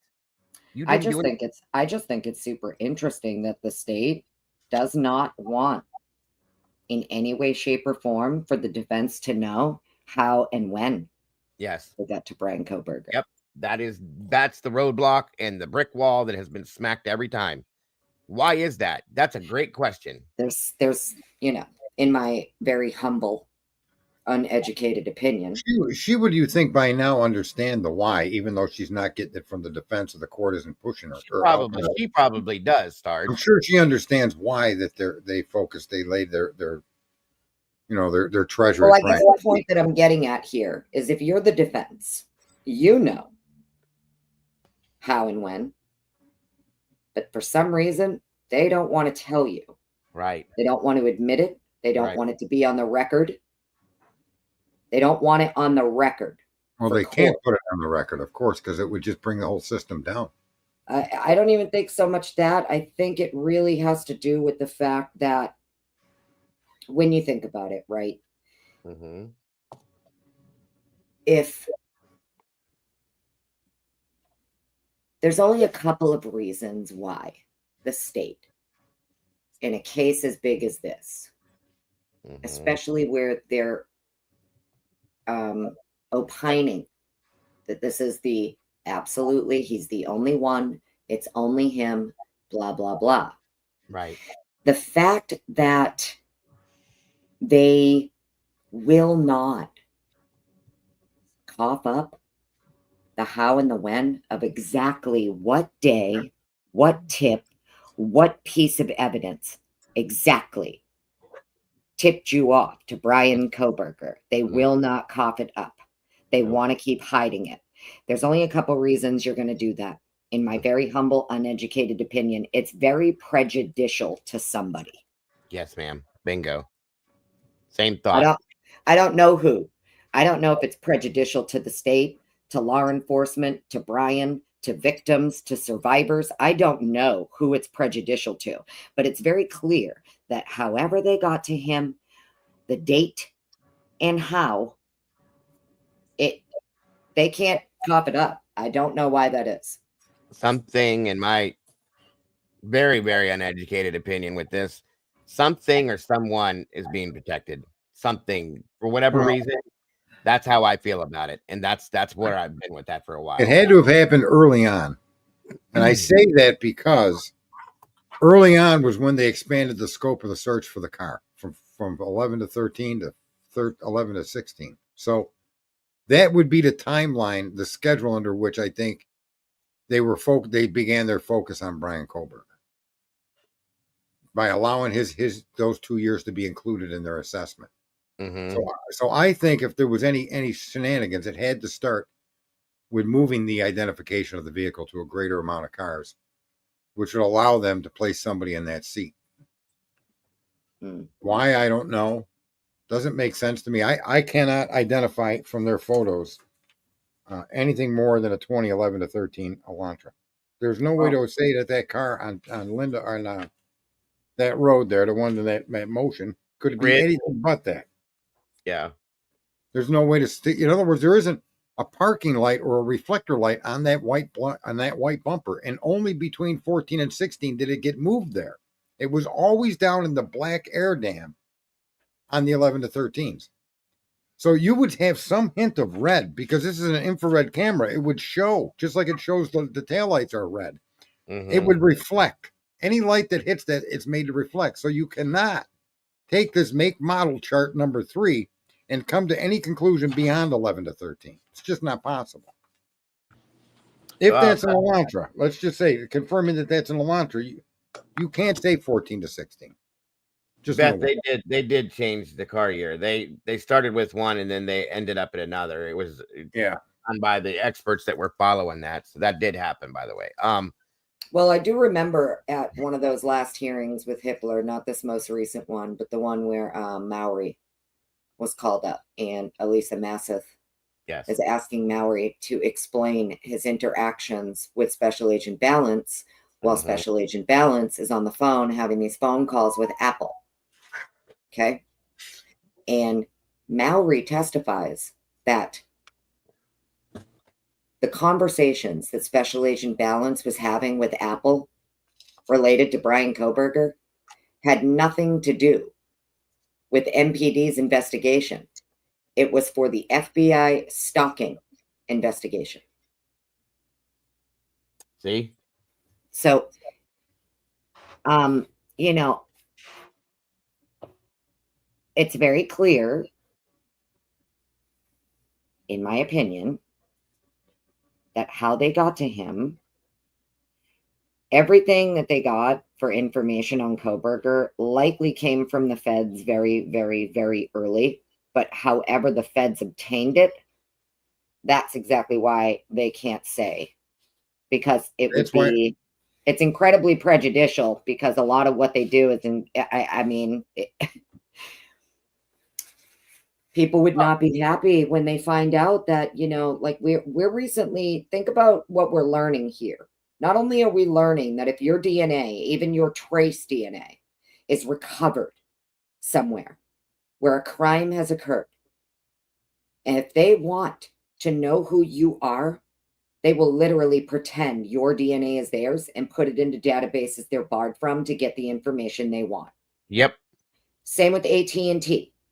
Since 2021, the FBI, if they want your timing advance records, they can get them and will get them, and they don't need a warrant to do it. Amen. Okay?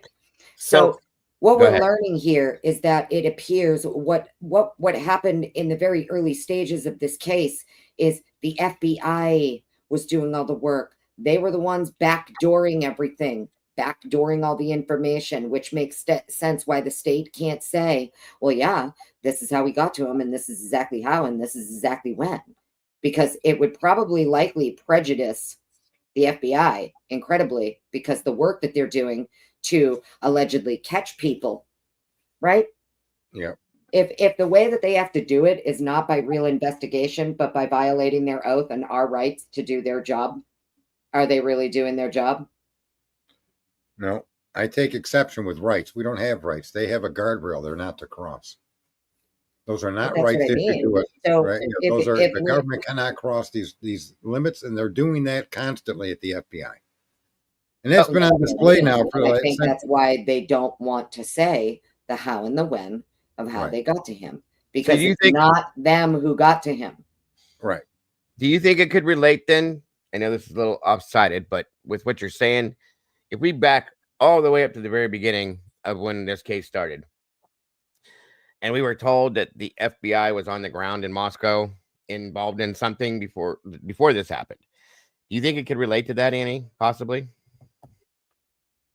I mean, I don't know. I truly don't. I really have no idea. Like, I'm not going to pretend that I know more than anybody else. I mean, no, it gives the appearance.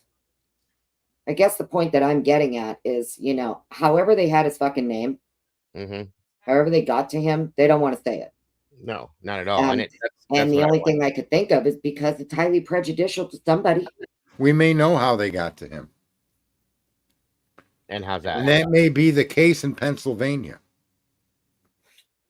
And what his parents were subpoenaed. His parents were subpoenaed because a woman jogger was murdered or something. Yeah, but he was cleared. He was cleared of that. Yeah. Wait. We're trying to understand how they ever got his name. Right. They were already, Yeah, Wait, they were wait, already but look at looking the at time. him. Yeah. Look at the timeline. Yes. Mhm. And they Well, know that's what that I he, mean. If they already suspected him, or, what's really interesting to me is that in the beginning, even, Bicca Barlow, she's now joined as a lawyer, but in the beginning, she made it crystal clear. We need that tree. We need the raw data. We need everything that you did, because we need to know. It is crucial that we know who in the pool of putative relatives in your tree from this fucking sheath profile you got. We need to know who of his relatives was in the area at the time of the crime.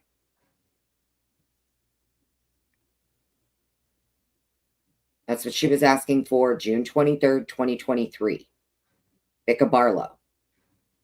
She was telling the court back then, it is imperative we know who is on that tree, because we need to know what other relatives of his were in the area at the time of the crime.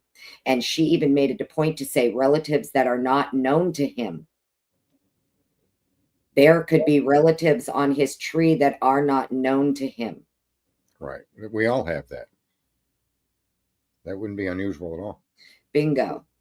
So I guess what I'm getting at is when you find out way back June 23rd, 2023, then we find out after that comes the four brothers. We find out this SC person can see who their match was when the profile was uploaded. That profile name did not belong to a Kohberger. The name was not Kohberger.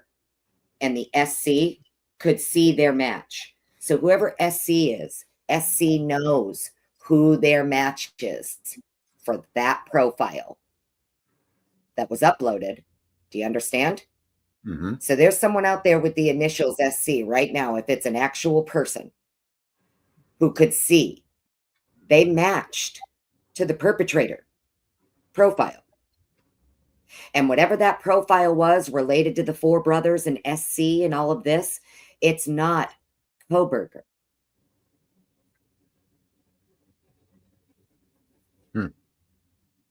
That's really Yeah, interesting. what a web they've weaved, right? I mean, the honesty is that. Where's that song? It's just a lonely word. I think honesty has been beaten, raped, shot, and killed. People Yeah. just don't seem to get it anymore. It's so easy to live if you could just be honest. Especially when you're in a job like this where law enforcement and you hold the lives of people in your hands. I think honesty should be the only requirement. And if people aren't honest, you need to call us. These people in these positions need to be called out and held to account. Well, I just think it's pretty interesting that there's someone out there right now. If it is a person, obviously it was law enforcement who uploaded the profile as though they owned it. And then this SC could see it was a match.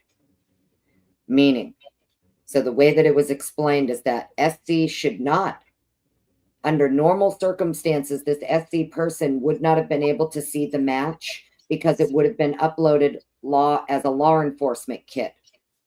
A layman cannot see the matches of a law enforcement kit, but the layman can see the matches to other laymans. Okay? So if this SC is a real person, law enforcement uploaded a profile, put it under the initials SC. I misheard you. Sorry. And then they could see the match. You understand? So Right. whoever SC is, whether it's law enforcement or an actual person, they could see their match, even though they shouldn't have been able to. That means that they know not only was the match not to a Kohberger, but remember, what's his name there? In that transcript for the sealed IGG hearing, the guy from the ISP lab. And he's being asked about the four brothers. Yeah. And all of that stuff. He's talking about how, like, the SC person, it may be maybe it's in Leah Larkin's testimony. It might be in Leah Larkin's testimony in that transcript. It's Leah Larkin explaining how this profile, the way that it was uploaded as though it was a layman, not a law enforcement kit, meaning the person who they matched with could see that they were a match. And this happened within 1 day. So from the time the profile was uploaded, the very next day, this SC could see the match. If they had uploaded it as a law enforcement kit, they wouldn't have been able to see their match. Right. They went around the user agreement. Ah, but it's interesting. So who's SC? And who did they match to? Who is this profile to that's not Kohberger? Wow. And That's a just to match. clarify, the letters you're saying are S as in Sam, C as in cat, right? Yeah, correct. Okay. Yeah, I That's know. what And I trust me, immediately I said, holy shit, Stacy Chapin, right? That's what everybody thought right off the rip. But I do have some very big brains, luckily enough, as my mods and in my chat. And one of my big brains was like, I wonder if SC means skin cells. Ah, And maybe that's how they were able to get a match so quickly to Bryan, because allegedly this was skin cells, trace DNA from the sheath, correct? yep. Yes. So it's going to be interesting to see the date. Now, if the FBI is popping up December 10th to say, stop all your work, Mhm. I'm going to go ahead and guess that it's right around December 10th when SC, air quote, SC is Yep. getting the match. And they can see the match to the skin cell. If law enforcement uploaded it themselves, put it as the SC because it's a skin cell profile, makes perfect sense, right? They had a Yep. match within a day. Yes, it does. And then you don't need to do IgG. You don't need to do none of that. You just backdoored it and got your match. Now you can just do STR. Go get him, go swab him, and do your STR. Gotcha. That makes sense. Do you get what I'm saying? I do. Yep. I do. It does make some sense. But what's crazy is that now if SC is skin cell profile, that makes sense that it came back to Kohberger. mhm. It was the lovely P. Fox, by the way, who said, I wonder if SC means skin cell. Oh, she's And I was smart. like, Yeah, you little fucking genius, you. yeah, she's Because very. I was falling down the rabbit hole of Stacy Chapin, you know. See, I thought Scott Cleary maybe, but that makes Yeah, sense. exactly. Yeah, a lot of people came up with some good ones for SC. Right. Somebody said Supreme Court, because when you upload it, you can name it anything you want. Sure, sure. You could name your profile like Alice in Wonderland when you upload it if you want to. You can give it whatever name you want. But So, in law, yeah, with law to me, it enforcement, made logical sense where Leah Larkin and the defense have been arguing that it would appear they backdoored his DNA. Yep. It makes sense. That's how they would do it. They have the skin cell profile. They're being IgG's telling them it's going to take us months. It's going to take us weeks to months to help you on our end with this. It's going to take us a long time to get to where we need to with IgG. I'm guessing maybe there's something up here because I think what you just exposed something, and that yep. there was no IgG work. Nope. no, That there makes- was. There No, no. absolutely was. And the testimony But that was that IgG given- work was done in by it wasn't Othram. complete. When they But were told to wait, stop wait, it, it Annie, was Annie, incomplete. listen. I'm going to put together what you just laid out. The FBI didn't do IgG work. They backdoored the sample to cut that process out because the Right. IgG work being done by Othram Lab wasn't going to be able to give them a complete suspect. They were Right. stuck within the system. So what they did is they took their information and didn't run IgG on it. They backdoored it into the system and made that connection with no IgG work. And that's how they were able to get this done so damn quickly. Well, ISP, here's the thing. ISP contracts with Othram. Othram did start doing IgG work. And that stopped. If my FBI little big brain over there, P. Fox, is right about the SC just being code for skin cells because that's the profile they uploaded, right? It's Kohberger skin cells from the sheath. They put it into this database, pretended it was their own, and could see their hit the next day. Right. That's law enforcement. Law enforcement is SC. Right. Okay. Right. I get that. Right. That's- So if they can see it the next day, it's going to be, I guess the point I was getting at is it's going to be interesting to see the dates on that.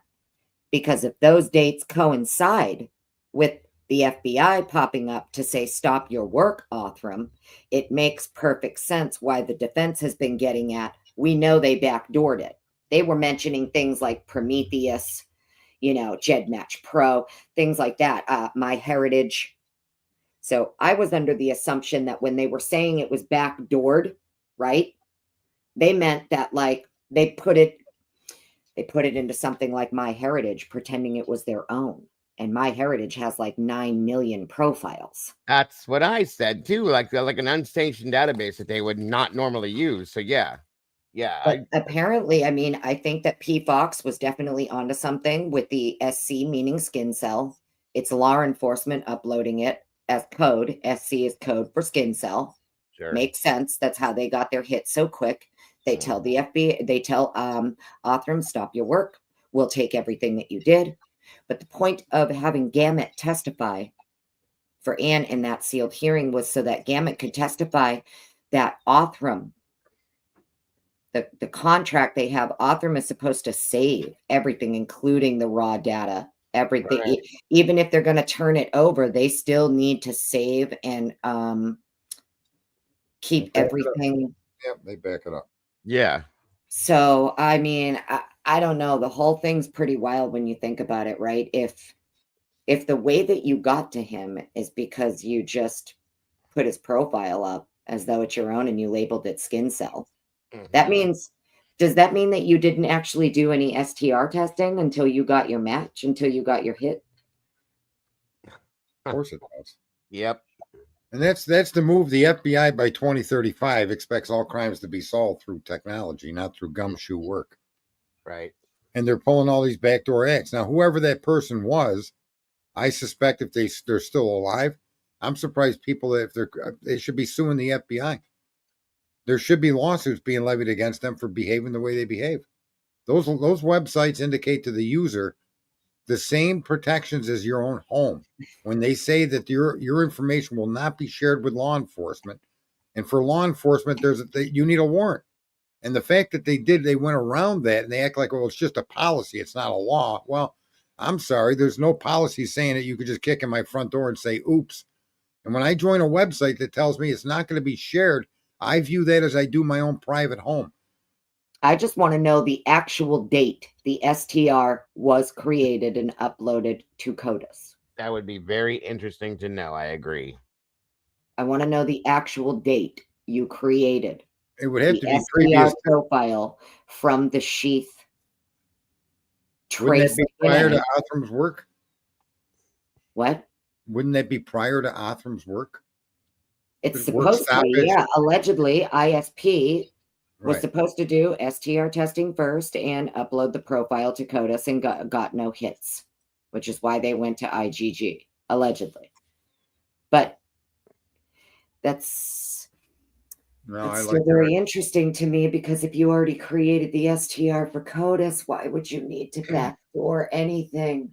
Well, Annie, Backwood Beats and Outlaw Rhythms just said SC stands for supercoiled, the way DNA is tightly wound and twisted behind its normal helical structure. Mm-hmm. So it could Right. be that too. I That's a mean, good- yeah, could be. I just think it's really interesting if you already created the STR, Yes. you put it into CODIS and you got no hits, Right. then it would not Yeah. be Yeah. that much. My brain is trying to break it down now, like how they would have. So then if you created the STR, the lab is not getting any hits from the STR. Why are you then why would you upload it as the SC, as the skin, say it's skin cell? Yeah. Why would you upload it as skin cell? It's not. You have at that point you have a full concentrated amplified profile. Right. Okay. I like the explanation of backwards. I think that super coiling does seem to be consistent They looked it up and with said terms. That's But even if would they be- labeled it supercoiling, why would they do that? same thing. Yeah. well, he's 100%. telling you why, because that DNA sample, the helix is twisted in either a right-handed or left-handed direction, resulting in a positive or negative supercoiling. Right. So, Okay. I mean, in other words, that abbreviation has been nailed down to not be a person at this point, but either be a representative of skin cells or the supercoiling. Which But makes again, a it's lot of not sense. even that. It's that they used it in a way that backdoored the investigation.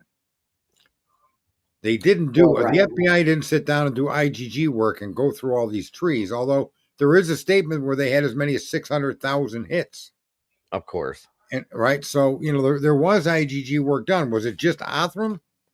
Well, Did the FBI pick it up and continue it, or did the FBI just backdoor it, like you're saying? what date would be a hot date on that now, Annie? Like it, in your opinion, what a hot date meaning? Like According to everything that we've read so far, November 22nd, 2022 is when the Q11 sample was transferred to Right. Othram. gotcha. So that would be 9 days after the crime. They are transferring the profile from the sheath, not the sheath, just the profile from the sheath, right. to Othram for Othram to start their work. And then by December 10th, they're telling Othram, stop your work. Stop your My work. guess right. is sometime between November 22nd and December 10th is when they backdoored the profile to get the hit. Which is interesting because it still doesn't match with what they've said. So yeah, okay. They're saying IGG produced the tip the 19th. Yep. That can't be true if they're telling them to stop their work on the 10th. Yep. Then how did IGG produce a tip for you if you told them to stop their work on the 10th and their work was incomplete? Thank you. Bingo. Because And the that, FBI didn't do IGG. that exactly would be why they would hide it, folks. 100%. There were two SMPs created, one by Othram, one by the FBI. There's Yep. two SNPs. Wow. Whatever the FBI did with their SNP, all I know is that by the 10th of December, they knew. They fully, however they did it, whatever they did, they were able to take his little trace DNA profile, and by the 10th, they had their match, they had their hit. Whether they backdoored it, whether we know it didn't come from IGG because Othram was told to stop their work the 10th of December. So they couldn't have given a tip on the 19th. Right. The tip couldn't have come from the IGG work for Othram. Very good point. And That's interesting. when you think Very- about it, right, if you have both sides agreeing, IGG is not going to be discussed. Mhm. Okay. Well, that's interesting because Payne already said he didn't even know Kohberger's name until the tip on the 19th. Yep. Right. The Huh. STR that you uploaded to CODIS didn't produce a hit. So what's the tip? Hmm. What's the tip? Because it's not your STR from CODIS and it's not IGG. So how are you going to say you got to him? What's the tip you got that led you to him? What piece of evidence led you to him? Right. I mean, Wow. think about it. You got my head swimming now. Wow. Well, That is- summer, yeah, it's not summer. Yeah. Well, Right? that is Like, what's the tip? I'm folks? trying to get one of you to argue, maybe Eddie, where are you? Eddie, come argue with me like you're the prosecution. I can't argue it because I'm. So what I'm saying is that you're the state. You can't use the STR because the STR you uploaded to CODIS didn't produce a hit. Right. So you can't say, well, the STR we put into CODIS gave us a tip to Mr. Kohberger. You can't say the sheath, the trace sample we collected off the sheath led us to Mr. Kohberger by IGG because that's also out. Yep. So what is your tip? How did you get to him?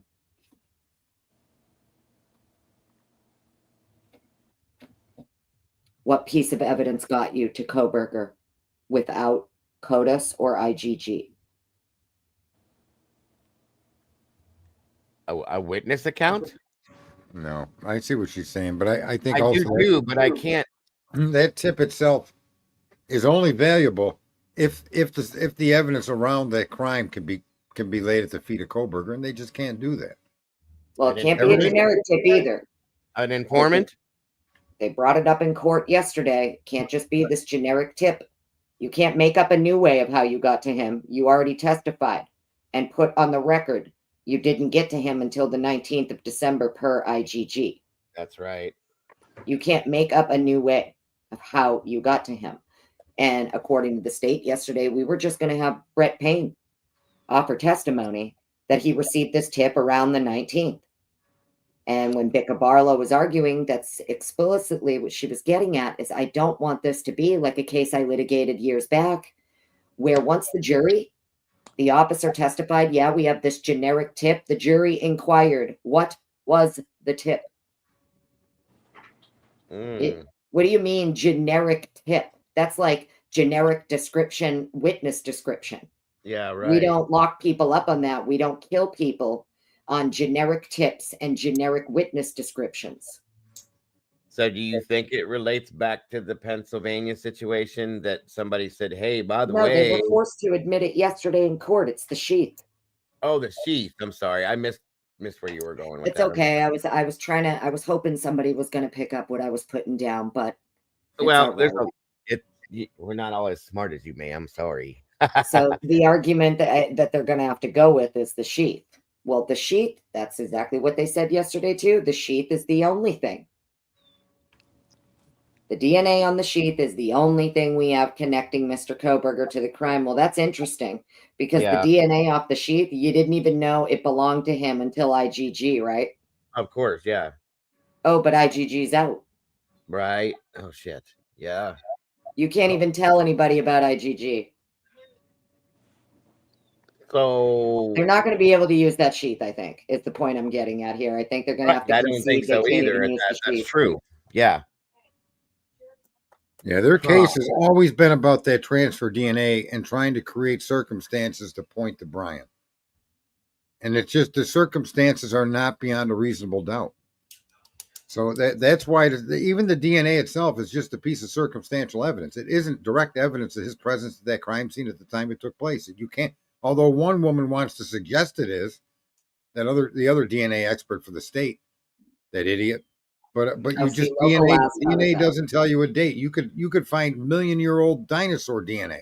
Right. DNA can last forever, depending on the surface it's in contact with. And the other question is that knife sheath a stainless or a brass snap?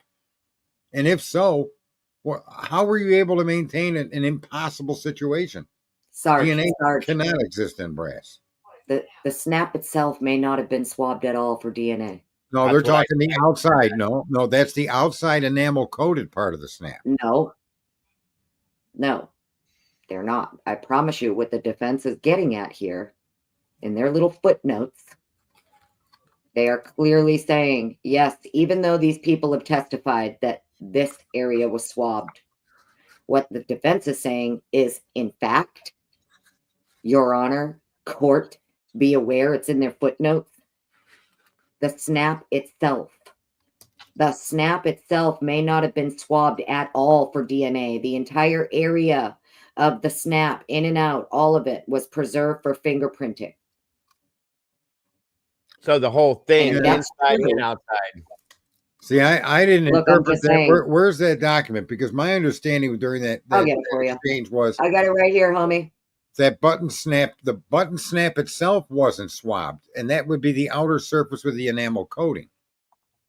That was preserved for fingerprinting. That was preserved for fingerprinting, and therefore that there could be no more testing by the defense because of the fingerprint powder. Sarge, They're saying they got it from the inside of the snap. Right. Well, hold on. What'd you say? I'll read it. I'll read it to you. Okay. All right. And who is it coming from, defense or prosecution? This is from the defense. It's from Becca Barlow, motion in limine, number 11. Welcome, Willie. Good to see you, bud. Hey, guys. What up? Yeah. Hi, Willie. Pissed off today. Hey, Annie. Yeah, I think everybody is. It's all right. Sorry if I missed your live. I was out for a couple hours, Annie. Yeah, good. I don't know if you went live or not. At all. Oh, okay, good. Okay, I missed good. them all. irritates the shit out of me too. All right, so let me go get this. Yeah, Hang on, I'll the share guy my screen. stocking the guy stocking the cars at Walmart, dude, took 2 hours, dude. Oh, Jeez. maybe it's in number 9. Is it in number was doing 11 or what? number 9? The Stalking guy, cars. yeah, stocking trading cards. It took the guy 2 hours to freaking stock the shelves, and there was like a line of like 15, 20 people, and I was just getting so pissed, bro.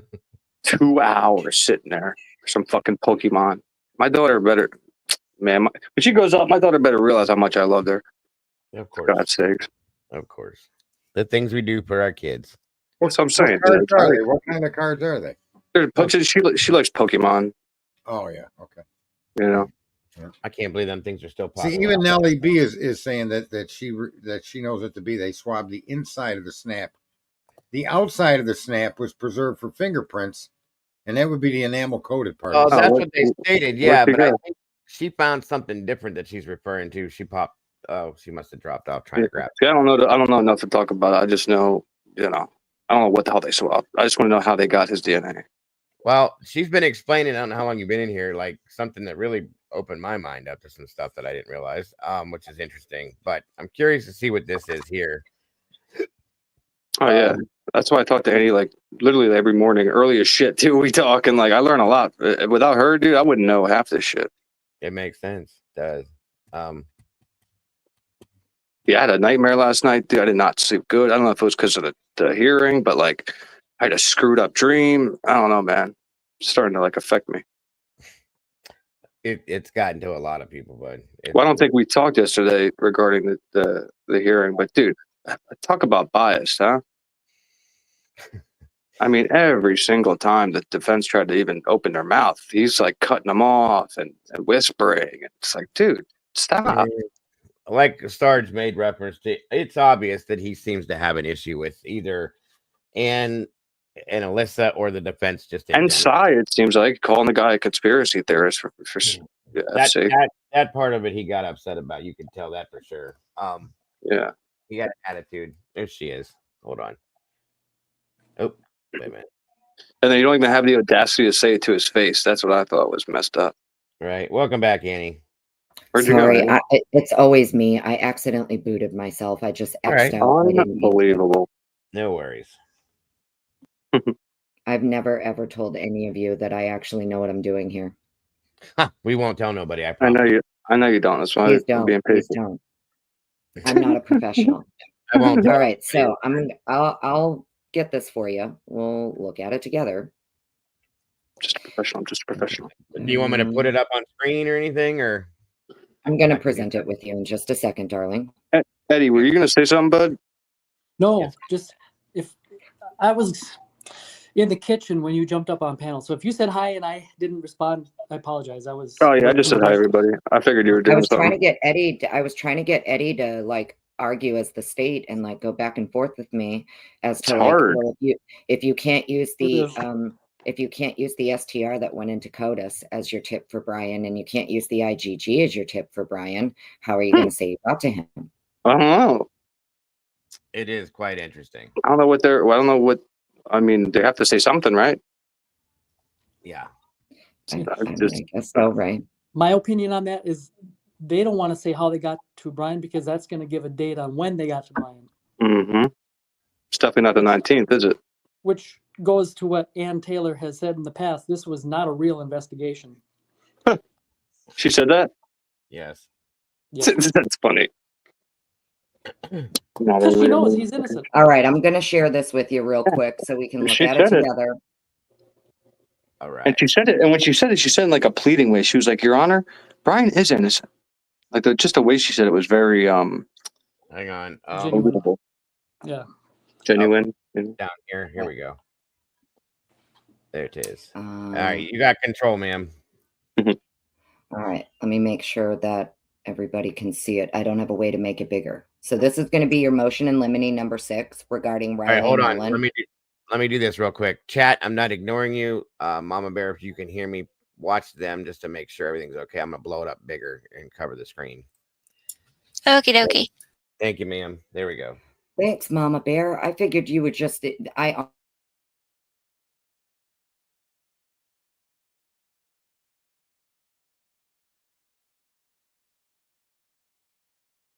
Oh, Phantom. God. There we go. Okay. Can you guys hear me okay still? Yeah. Can you hear Okay. me?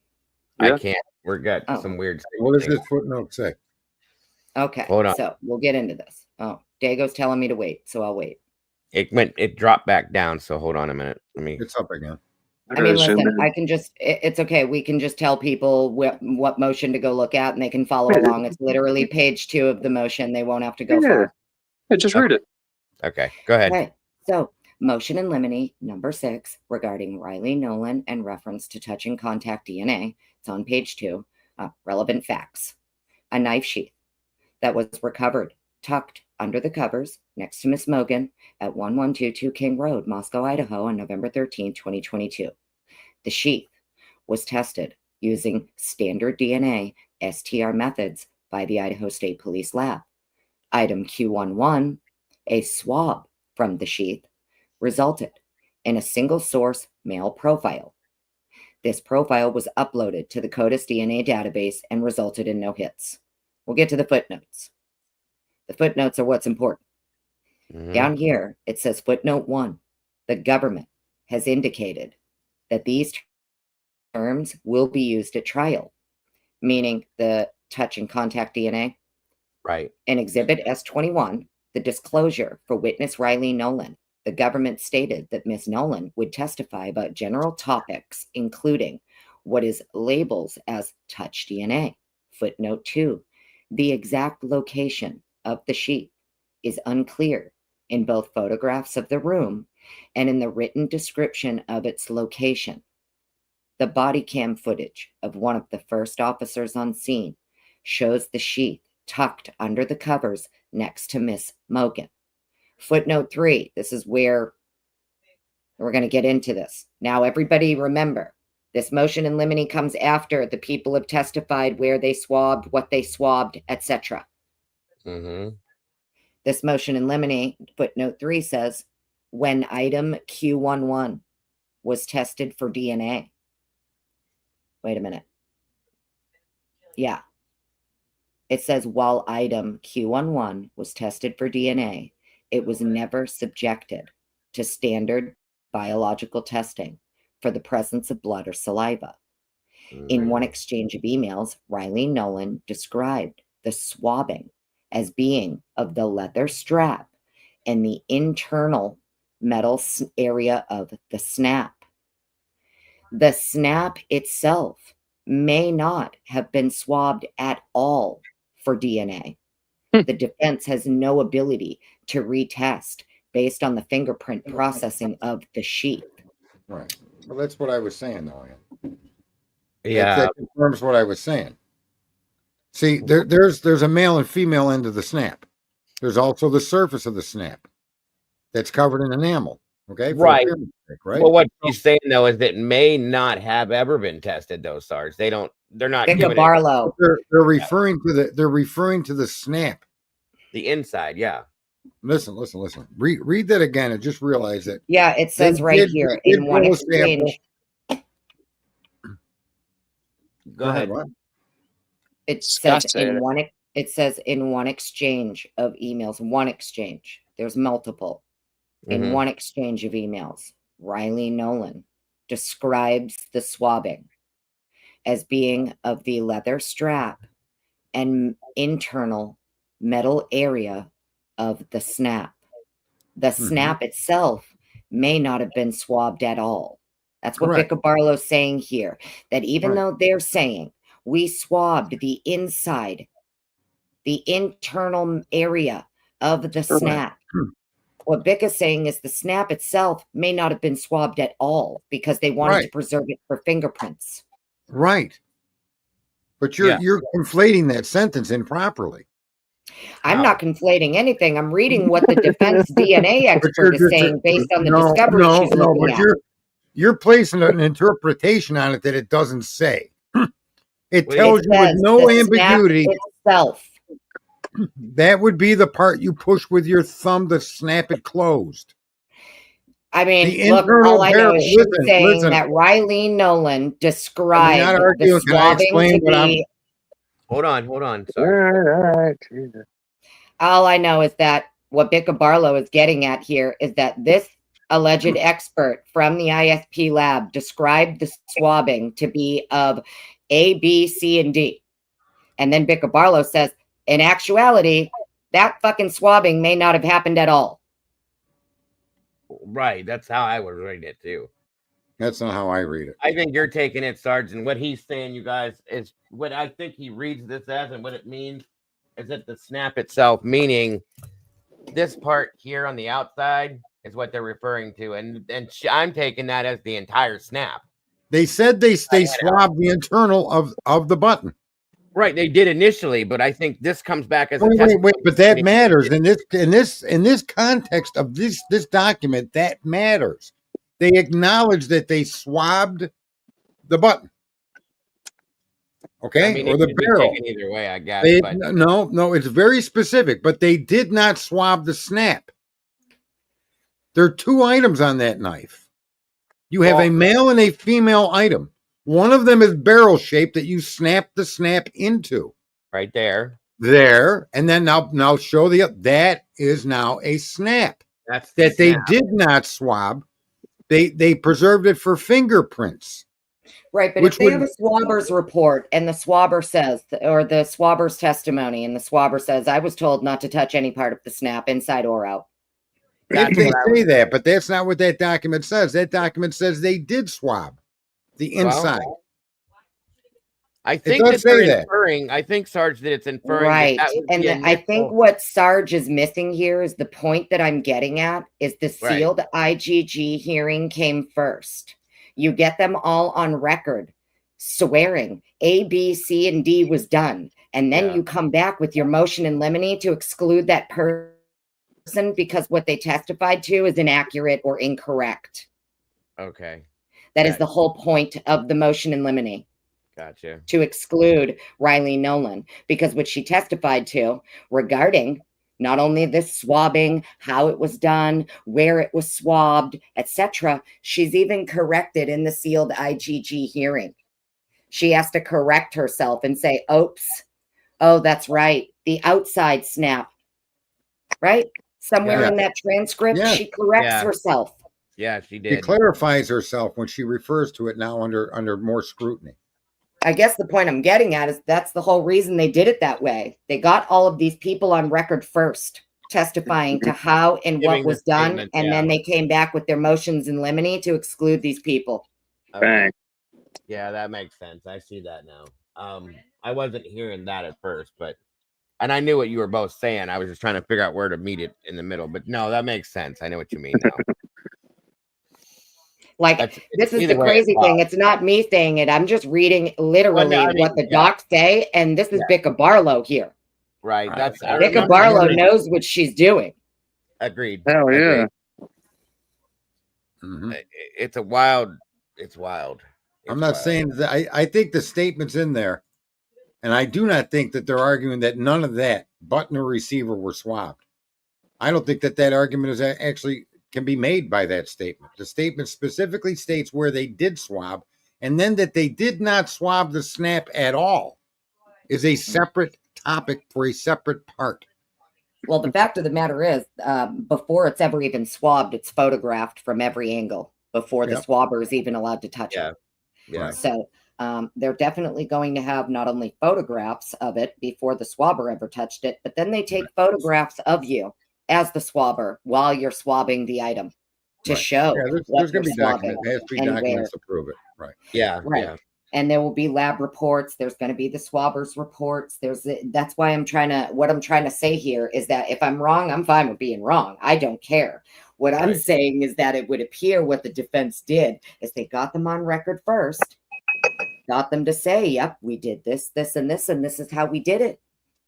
And it would appear they came back with their motion in limine, and Bick is like, well, not so fast. Because even as you go further in that document, footnote 4. Yeah. So that's footnote 3 saying the snap itself may not have been swabbed at all. Right. Footnote 4 says the other 2 male profiles. What does that say? Identified in the ISP lab reports as unknown B and unknown D were never run through CODIS or subjected to IgG testing. The defense has never received an explanation as to why these two male profiles were not further, what does that say? Investigated. Sorry, it's because I highlighted my own shit. I can't read No, it. you're okay. Right, but I think she's going to use that in her third party. Right. Right. So it would appear what they're getting at here, think about it, because this is in this regarding Riley Nolan touch and contact DNA. Right. Well, we have another almost in the same bucket of information here where they're talking about item Q14, swabs from the back of the sheath that tested presumptively positive for blood, and DNA testing was done, and Mr. Kohberger was excluded. From where? From where? This is in the From where did they say that was swabbed? swabs from the back of the sheath. Which is what I said earlier, and you anyway, I said earlier they had blood or something on the sheath, in the snap. I said that way early on, and you said no, there was no identified blood from the sheath. It came from 11A. I didn't say anything about She definitely blood would on the not. sheath ever. She definitely I don't would know not what say you're that. talking about. We weren't even talking about blood on the sheath. Yeah, earlier on in this conversation, I brought that out. There was blood on the sheet. There was blood under the nail. There was blood on the glove. There was blood on a railing, and they never tested the interior of the glove. Oh, way before. Yeah. Yeah. And that's where I got that from. We were talking about the blood on the glove, I thought. No, we were talking about, I was making the point of the excessive amount of DNA samples that were not tracked down. And I listed where they were. Yeah, You told me no, not on the sheet. The problem is the blood in the DNA, the blood from the sheath was DNA tested, and Kohberger was excluded. Correct. And that's that. But here was anyway, it doesn't matter. Right. Because now I'm thinking to myself, because I do highly respect your intelligence and your presentation. I was going to leave the shift. You didn't read that. I'd have walked out of here and argued with people there was no blood on the sheath. But I knew there was, but you corrected me and I accept that. So now I'm back to where I started from, which they did swab the back of the sheath and find other unknown male DNA. Right. That's right. So that's what I'm saying. There's 7 places that they ignored. And they may not mention the inside of the gloves, but anybody that thinks you wouldn't swab that for transfer DNA is smoking something that crack can't even come close to. Of course you would. Right. Well, this is from... There's no other hearing today, by the way, for people asking in chat. There was supposed to be, but it was rescheduled, I think, to the 16th. So sorry. Anyway, it's not even the point. It's not a matter of right and wrong. It's just not really a hearing. Well, no, it's not about right and wrong, but it is about when you take the documents from the defense in their totality, especially with motions in limine, because the reason that they're making these arguments, it isn't just about, well, see, they ignored all of this other DNA. It's about the fact that every piece of DNA they tried to connect him to, he was excluded. Right. Except for this trace sample. So when you take what they're saying about, okay, well, they're saying they swabbed this, and this, but in actuality, it looks like maybe the swabbing was done this way. Do you understand? Right. They're seeing things in the discovery that are setting off alarm bells for them as to exactly how things were done, because it seems contradictory. I want the name of the photographer, because maybe she was that Asian girl that Bryan was dating. I mean, I want to know every name of everybody in the lab and any potential connection or involvement or even passive passerby of Bryan Kohberger was involved in this investigation. Right. Well, like here, look, I'll even show this to you just so that everybody knows, like, they can go find it themselves if they need to. This isn't, I'm not doing anything that nobody else can't do. You put a lot of good stuff together, Miss. So this is another filing right here. It says, in this case, the only DNA evidence that implicates Mr. Kohberger is the DNA found on the sheath found in the residence. From the lab reports and notes, as well as recent testimony by Riley Nolan. Here we go again. I'm telling you, they were gunning for Riley Nolan, because whatever testimony she gave about this sheath, the sample from the sheath, how it was collected, something's off, something's wrong, and they know it. From the lab reports and notes, as well as recent testimony by Riley Nolan, it appears that sample Q11 was a swabbing of the leather strap on the sheath, as well as the interior of the snap. Now, this Right. just calm down because this all came before the motion in limine. Not the outer snap surface.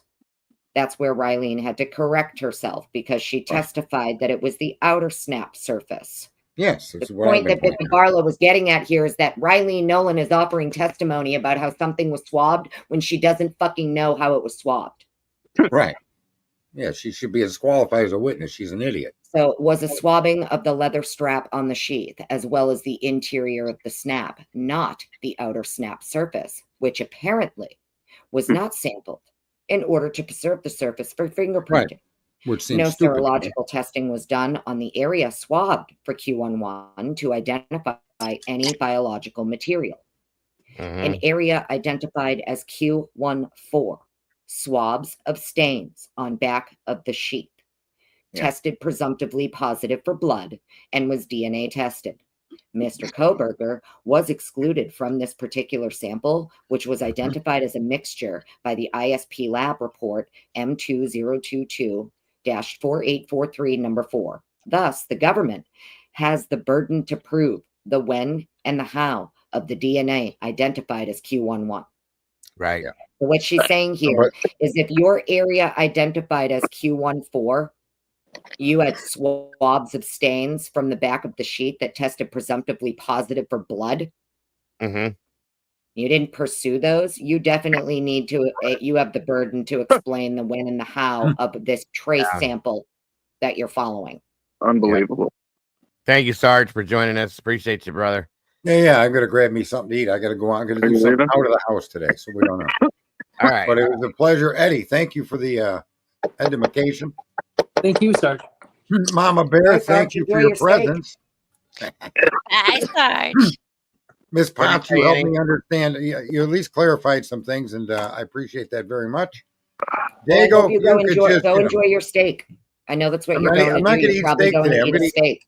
I'm gonna eat Chinese food today. Oh, Pretty whatever. Steak Yep, is my because favorite thing. before the tariffs get so high, you can't afford rice. I don't know Some what's cat. going on. That ain't You a know? lie. That I'll ain't a lie. talk to you all again. All right, sorry. Take care, brother. Thank you. As always, appreciate you. Wow. I was right.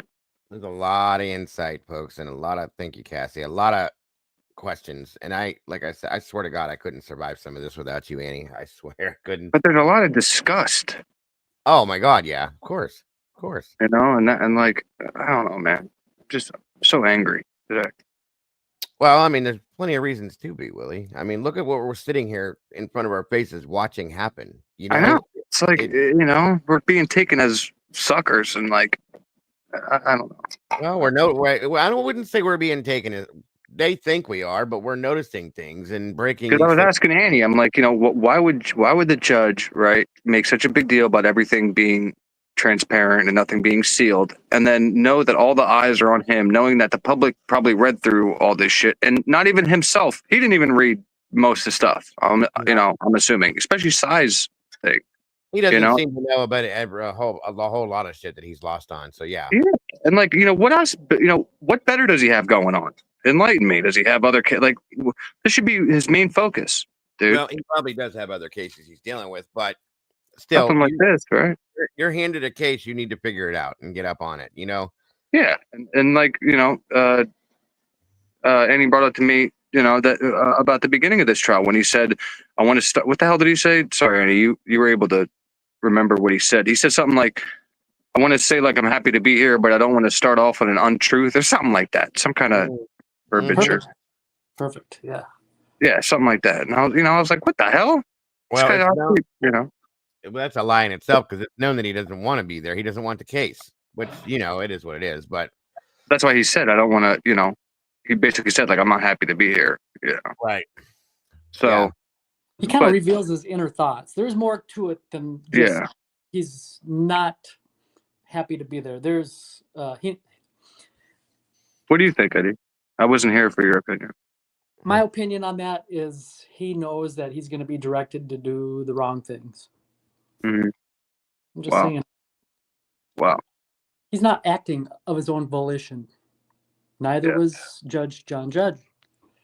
My opinion. Do you think? I mean, I certainly do. Do you think the defense has, a pot to piss in when it comes to like, asking him to recuse himself because of his statements, as far as one, how he was kind of playing down autism when he made the comment of, oh, was that before or after he got his, Mhm. and then also calling an expert witness that I don't Conspiracy even know if he theorist. knows train these other experts that the state wants to freaking use on this software, and he's calling him a conspiracy theorist. Like, He ain't going nowhere, Willie. You know that. I'm just saying, I'd at least tried and put it on the record that we, asked this guy to because of this, and this. At least bring up that you have problems with what he said. At least that's what I would do. Mm-hmm. I agree with that. Yeah, they There's make no way the defense get is it on happy, the dude. record. Yeah, exactly. But I think that's what the What's defense up, did. Yeah. Detective Mowry? Yeah. Hmm?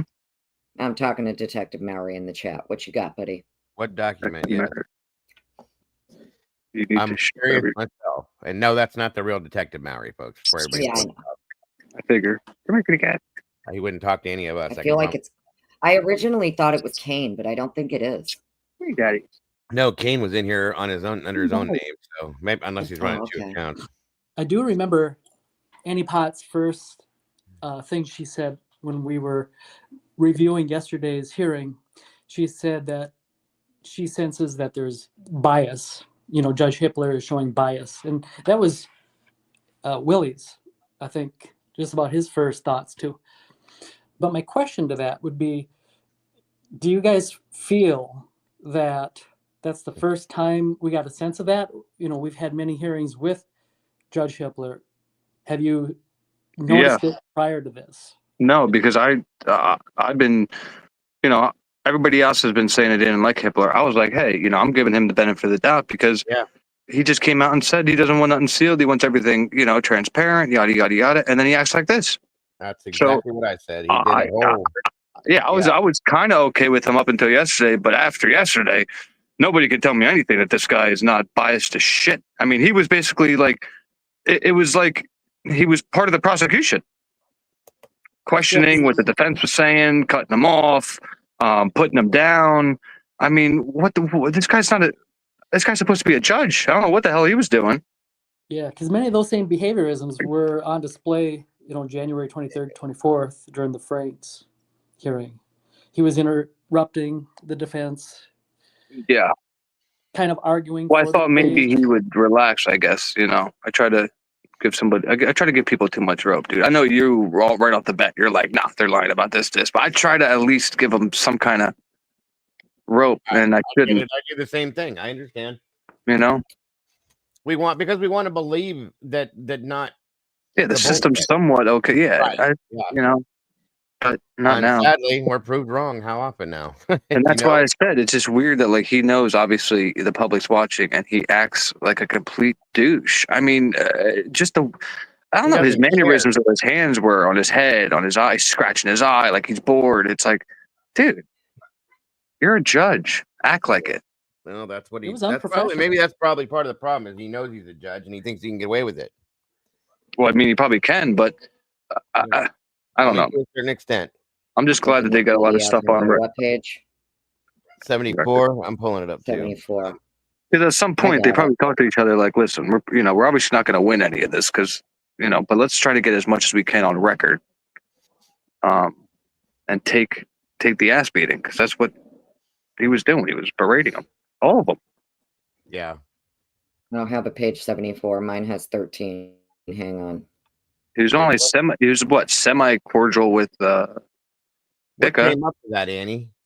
I got a whole bunch of other shit. That's about it. Yeah, I got it. Okay. All right. Let me know when you're ready. Page 74. What are you guys bringing up? Page 74. Some manual, cast viz user guide manual. Yeah.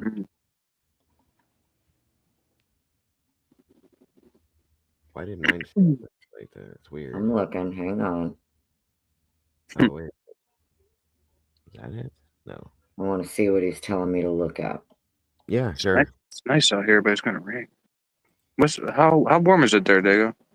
Oh, it's not. It's like 35. Holy shnikes. Image Yeah. can be added to a scene as a standalone container.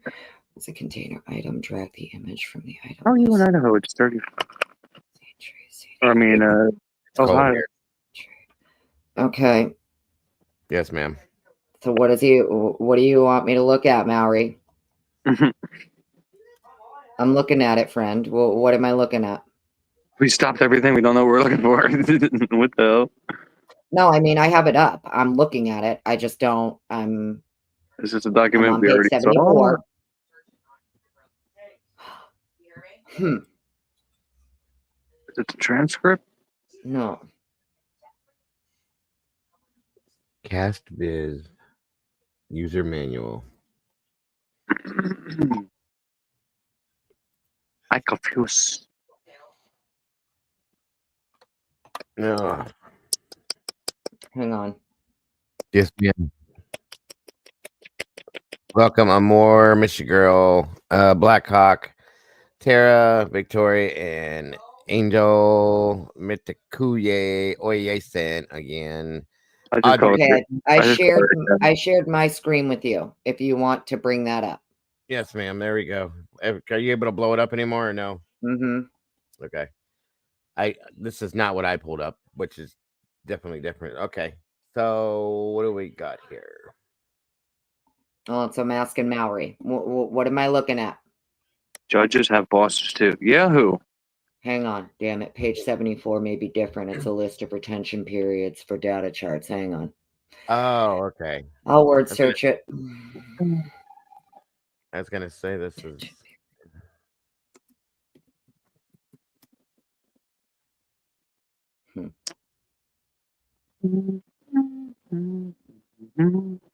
Not seeing anything about retention or retention periods in this one. Hang on. Retention. Nothing. Maori, just fucking with me. Is that what you're doing? Maori woke up and chose violence today and was like, I'm going to go mess with Miss Potts. I mean, you were like, okay, let me bring it up right away. So where'd you go, Maori? I'm just messing with him. Obviously, it's not the real Detective Maori. We know. I figure it's got to be, whoever it is. No. I know who it is. I think I know who it is, and I just don't know what they want me to be looking at because what I'm looking at is not the same that they have. So confused. It's a Texas dude. And the retention periods. Well, hang on. I can do yes, it this ma'am. way. Yeah, hang on. 100 times. Yeah, he says it's the FBI. You don't have to hang on for me. I'm just saying, keep talking. Yeah, I'm just going to be looking up something. Okay, so it's saying it says it's the FBI cast report from a foyer in 2019 and posted in 2022.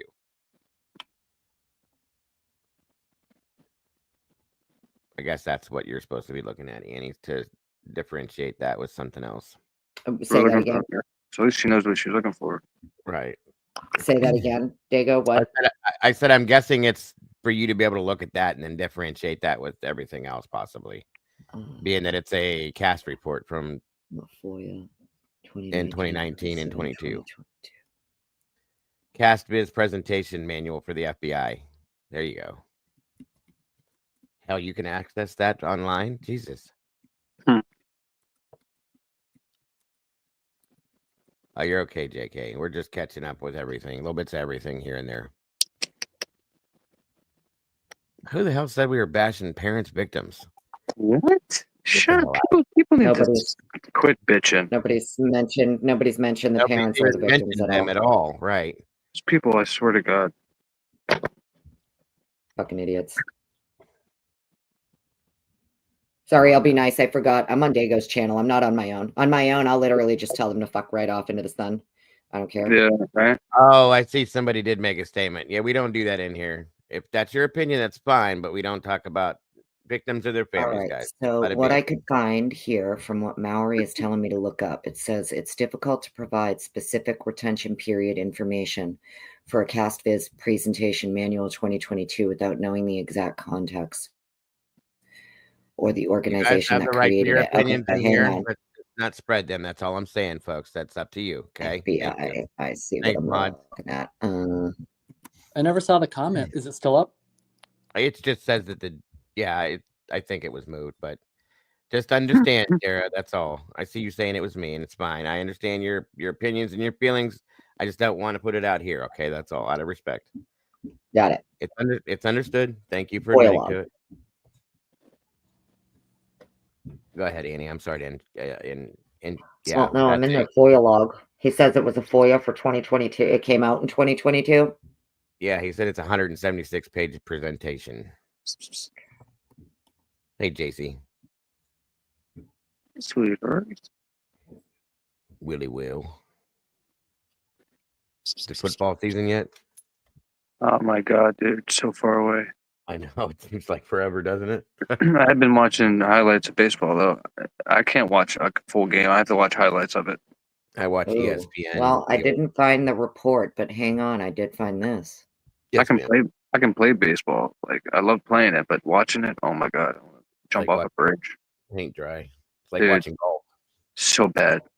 All right, You're- so FOIA request reveals how the FBI obtains and analyzes cellular provider data. This came out May 22.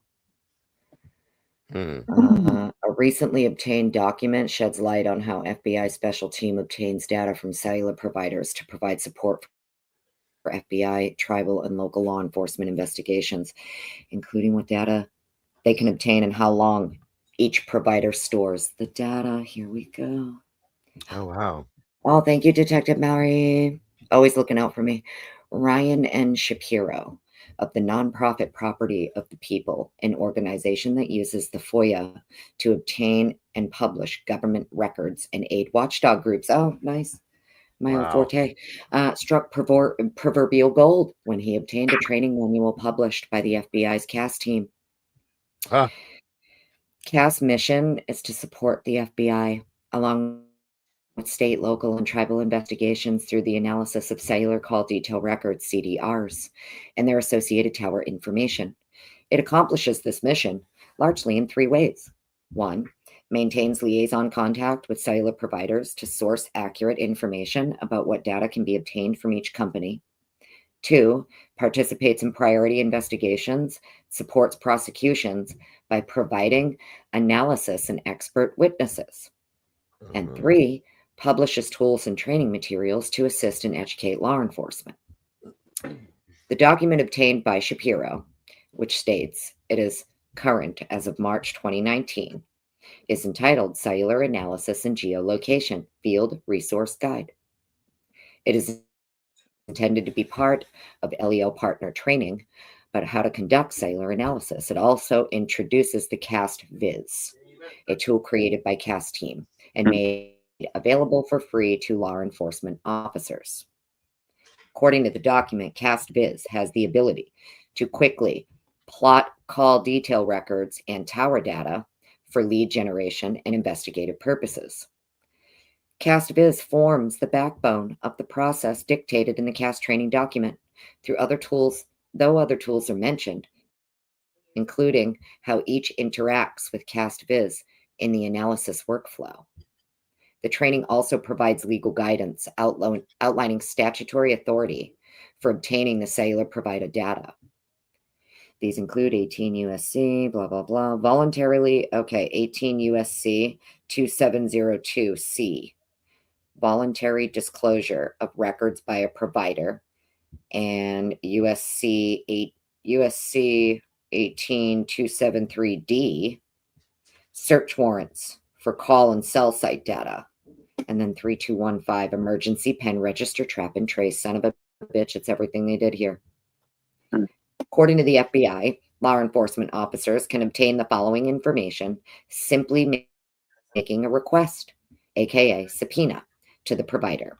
Toll records, call to destination search, subscriber information, name and billing address, how a customer pays their bills, device electronic serial number, IP addresses, and how long the customer has had the service or equipment.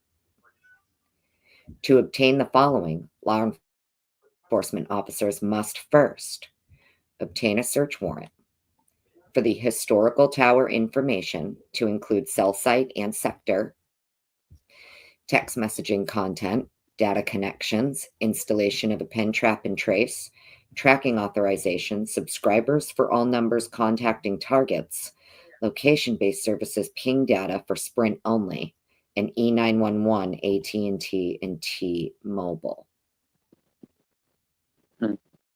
Hang on. I have to let this, sorry. This is what happens when I haven't read something first. Someone tells me to go read it because now my brain. To obtain the following, law enforcement officers must first obtain the search warrant for historical tower information to include cell site, and text messaging content, data connections, they had to do the pen trap and trace first. That can't be right. Subscribers for all numbers contacting the target. Okay, let's continue on. I'll just let it marinate. CAST also provides templates for language. Yeah, the templates. Yeah. CAST also provides templates for language to support subpoenas and warrants with wording specific to each of the major carriers.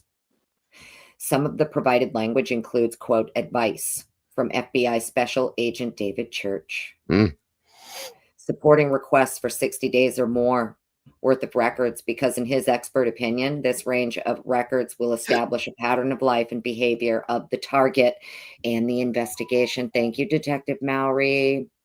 And that a smaller collection of records would make it difficult to determine if it's unusual for the phone to appear in the areas where these crimes occurred. So let's read this one again. CAST also provides templates for language to support subpoenas and warrants with wording specific to each of the major carriers.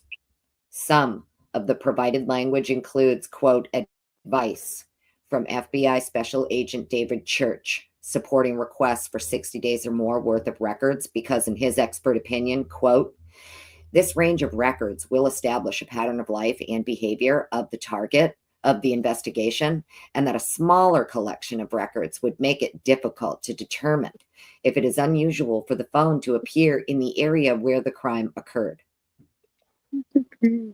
There is a short description of the various communication protocols in use by each of the major carriers, GSM, CDMA, LTE, as well as a brief guide to how cell phones and towers interact. After this brief overview, the document transitions to a checklist for the workflow for basic historical cell site analysis. Depending on the type of investigation, a law enforcement officer first uses the ELEP portal provided by numberportability.com to determine the carrier of record for the target cell number. Okay, so that's where they're going to determine, okay, Kohberger, AT&T. Next, a law enforcement officer obtains a call detail record from one or more towers in a zone of interest. Interesting. Okay, well, that couldn't have been his because their tower dump was for 0.5 miles of the crime scene, right? So they couldn't have gotten his CDRs from the tower dump. No. Well, no, that's interesting. Okay, so Thanks, Mary. next, a law enforcement officer obtains a call detail record from one or more towers in a zone of interest. A call detail record contains pertinent information about each call made on the network and includes the following: which number placed and received each call, which tower the call began and ended, exact time and duration of each call, and the latitude and longitude of each tower involved. Separately, law enforcement officers can obtain tower lists from the provider. This is the one they said they didn't use, right? They didn't use a tower list. Right. Size testimony, he says the tower list was not used and they couldn't have created the map they created without it. Separately, law enforcement officers can obtain tower lists from the provider in question, and the CAST document provides training on how to plot tower locations using Google Maps Pro. This allows law enforcement officers to visualize where the scene of a crime is located in relation to nearby towers, enabling a close enough determination of the coverage area for each tower. Once towers of interest have been identified, law enforcement officers can obtain the CDR for each tower. The resulting CDRs are then loaded into the CastViz software and cross-referenced for investigative leads. Interesting. For example, a homicide occurs at a particular location and officers have no good leads in the case. They can obtain a geofence warrant for CDRs of nearby towers, which they can then load into CastViz. This can provide information on which cell phones were in use at or near the homicide location. If a phone belonging to someone other than the victim was at that location, other related records can be obtained from the provider, meaning who owns the phone, the billing address, etc. If the target is a burner phone, call records can be obtained for that number. The CAS document advises that the location of the first and last call made each day from the phone may give a lead as to the home or hideout of the suspect for which a warrant can be obtained.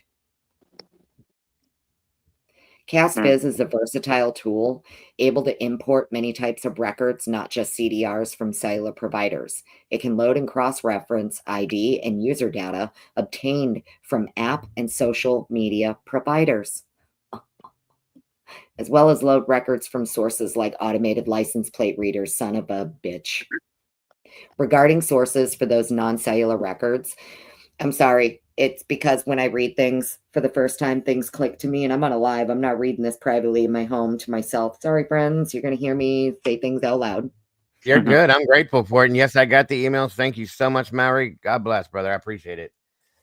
And this is interesting. Very interesting. Thank you for reading it. CastViz is a versatile tool able to import many types of records, not just CDRs from cellular providers. It can load and cross-reference ID and user data obtained from app and social media providers, meaning big tech and digital ad companies, as well as load records from sources like automated license plate readers.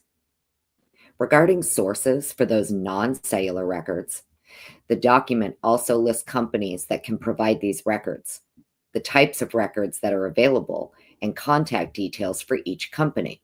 Given the sheer amount of user data collected and stored for indeterminate lengths of time by Google, Facebook, and Apple, it should come as no surprise they are listed here. Right. And we will be, Nelly, I'll be looking into the Nellos and the AT&T timing advance stuff too. Don't worry. Go ahead, Annie. I'm sorry. Oh, no worries. I was reading ahead anyway. Right. Oh, what may surprise some people is the list of details that each company can provide. Okay, so what may surprise people is the list of details that each company can provide.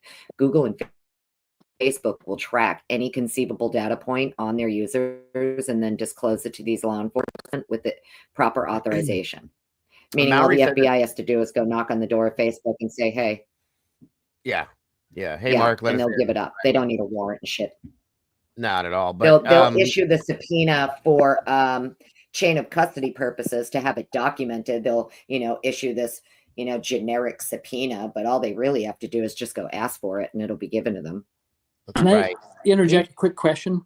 He's 1 second, Eddie. Yes, he said that they shows the retention periods for the timing advance records. Yeah, I'm getting there. Okay, go ahead, Eddie. I'm sorry, bud. Okay, it's a pretty long article. I noticed that the state has been maintaining that he shut his phone off. Now, my question is, will any of this that we're reading help us to be able to understand, how do they know that? Are they able to prove that, or is that just their theory? Because in this case, as we know, many of the facts are in dispute. Is it a truth that he shut his phone off, or is that just the state's theory? If they didn't have that information, according to them, they shouldn't know that. All law enforcement agencies can obtain records through AT&T's Hemisphere project, and I think that's something they don't want to get out. Just saying. Okay. PHE project. That's a good question, Eddie. Any thoughts on that, Annie? Huh? Any thoughts on what Eddie just said? If you might have to repeat so sorry, Eddie. I was listening, but not because I was reading this. So my question was, the state we know is stating it as a fact, excuse me, stating it as a fact that he shut his phone off. And I wonder if any of this that we're reading will help us to understand how they know that. Is it a truth? Is it one of these things in the case? You know, there's some of the actual facts in the case are in dispute. And I wonder if this is one of them. In other words, I wonder if the defense would agree with that. So I would that his know, right? phone was shut off. He should. Or if they would argue that his phone wasn't shut off. Yeah, Cy should know that, I would imagine. Well, I know we just read it up in here somewhere that Yeah. You know he's biting at the bit to get fucking. He wants to do. He can't they wait. can tell. They can tell when they get the CDRs that it's going to show. The CDRs are going to show. It says right here. It will include the following: which number placed and received each call, at which tower the call began and ended, and the exact time and duration of each call, and the latitude and longitude of each involved tower. Mm-hmm. So, does this mention Nellis in here anywhere, Annie? That you're I'm not seeing? sure. Says, let's see. Hang on.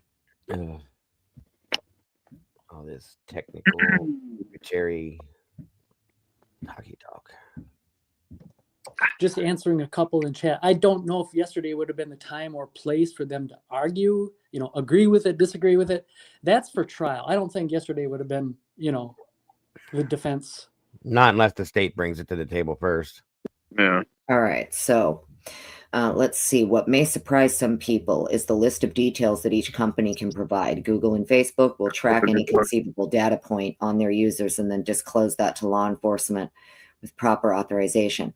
Apple advertises that user data is stored encrypted in such a way as to respect user privacy. So it is surprising that its list of programs cited by the FBI for which data is available includes Find My Phone, iTunes, gift cards, Apple retail store surveillance videos, iCloud records and files, customer service records, and, quote, extracting data from passcode-locked iOS devices. Mm-hmm. The last item is shocking, given how public Apple CEO Tim Cook made the fight against the FBI's efforts to force Apple to unlock the iPhone belonging to the San Bernardino shooter in December. Right. OnStar is also on this list, and all basic customer information is available for law enforcement access: customer name, billing address, vehicle make, model, and year. A pleasant surprise is that OnStar does not create, receive, or maintain vehicle activity such as speed, braking, ignition cycles, lock status, etc., though it may have airbag data, maximum reported delta V, direction of impact, and rollover status for some vehicles involved in crashes.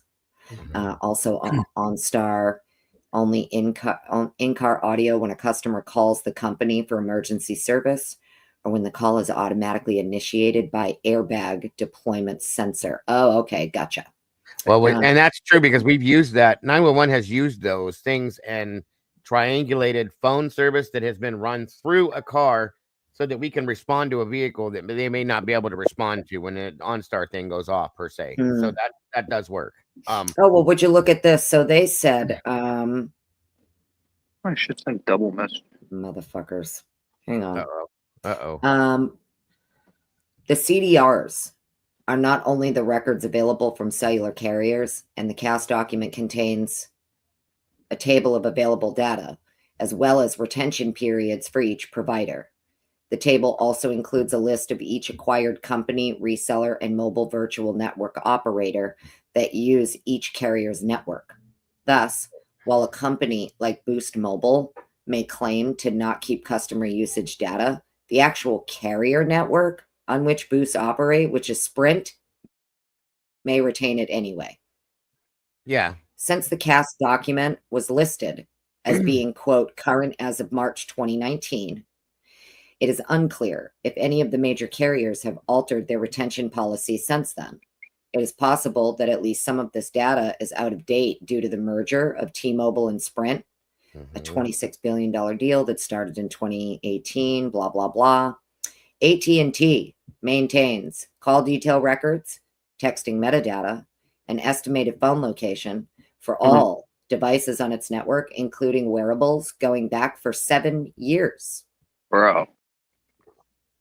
Similar information is available for the previous 2 years from T-Mobile and the previous 1 year from Verizon. Not 7 days, 7 years. I never buy it. Verizon, well, it I'm buying says a flip here, phone. Verizon and US Cellular actually keep records of texting content 7 and 3 to 5 days respectively. And AT&T stores text sent through the AT&T 90 days. messaging app for 90 days. Boom, there it is. Thank you, Nelly. And that's what you was talking about earlier. There it is. AT&T, Cricket, and Verizon store internet web browsing data with retention periods for 1 year for AT&T. So all of his web browsing data would have been retained for at least a year. They spy on us. When asked what web browsing data AT&T retains, spokesperson Margaret Bowles told Vice that, quote, like all companies, we are required by law to comply with mandatory legal demands such as warrants based on probable cause. Our response is comply with the law. So there is no conceivable business reason they need that much, said Nate Wessler, Deputy Project Director of the Speech, Privacy, and Technology Project at ACLU, commenting on the extreme length of time for which AT&T maintains records on its customers when compared to other carriers. So for anybody saying 7 days bullshit, go ahead and share this with them. It says it right here. Yep. That AT&T, they retain the 90 shit days. for 7 years. Yeah, to start off with, and then at the very least, the texting and whatnot goes at the minimum 90 days. I'm going to say that's way more than 7. I called bullshit for a reason, guys, because it just didn't sound right. It just did not sound right. And thank you, Nelly, for saying that earlier, and Annie and Mallory. I appreciate all 3 of you for that. There it is, folks. And if they were to use the GLDC, it still would have been plenty of time. So it's bullshit. It's bullshit. As is everything else that has been told to us. Bullshit. The fucking guy out. Well, that's just straight up framing him. So this came out in 2022, but it was from 2019, and they're saying maybe they changed it since then. So maybe AT&T, somebody will come back trying to say, yeah, no, AT&T changed it in 2020 or 2021, and now it's only 7 days. Of course they will. I mean, I don't know. Mallory pointed me here for a reason in this direction. So my guess is that's exactly what it was for, so that we could see that, yeah. No, that's what that relates to, though, Dan, is the timing advance stuff. But it wasn't texting I saw for 98. It was the location data. Well, that's what I mean. So even if the call detail records are held for 7 years, the timing advance reports are different. The timing advance reports are up until, what was it, June 15th of 2023? Yeah. Timing advance reports would only be given to FBI. Of course. You wouldn't have been able to ask for them in a warrant or anything anyway, unless you were the FBI. Like regular law enforcement couldn't get a timing advance report prior to, I think, May of 2023 or June, something like that. Mm-hmm.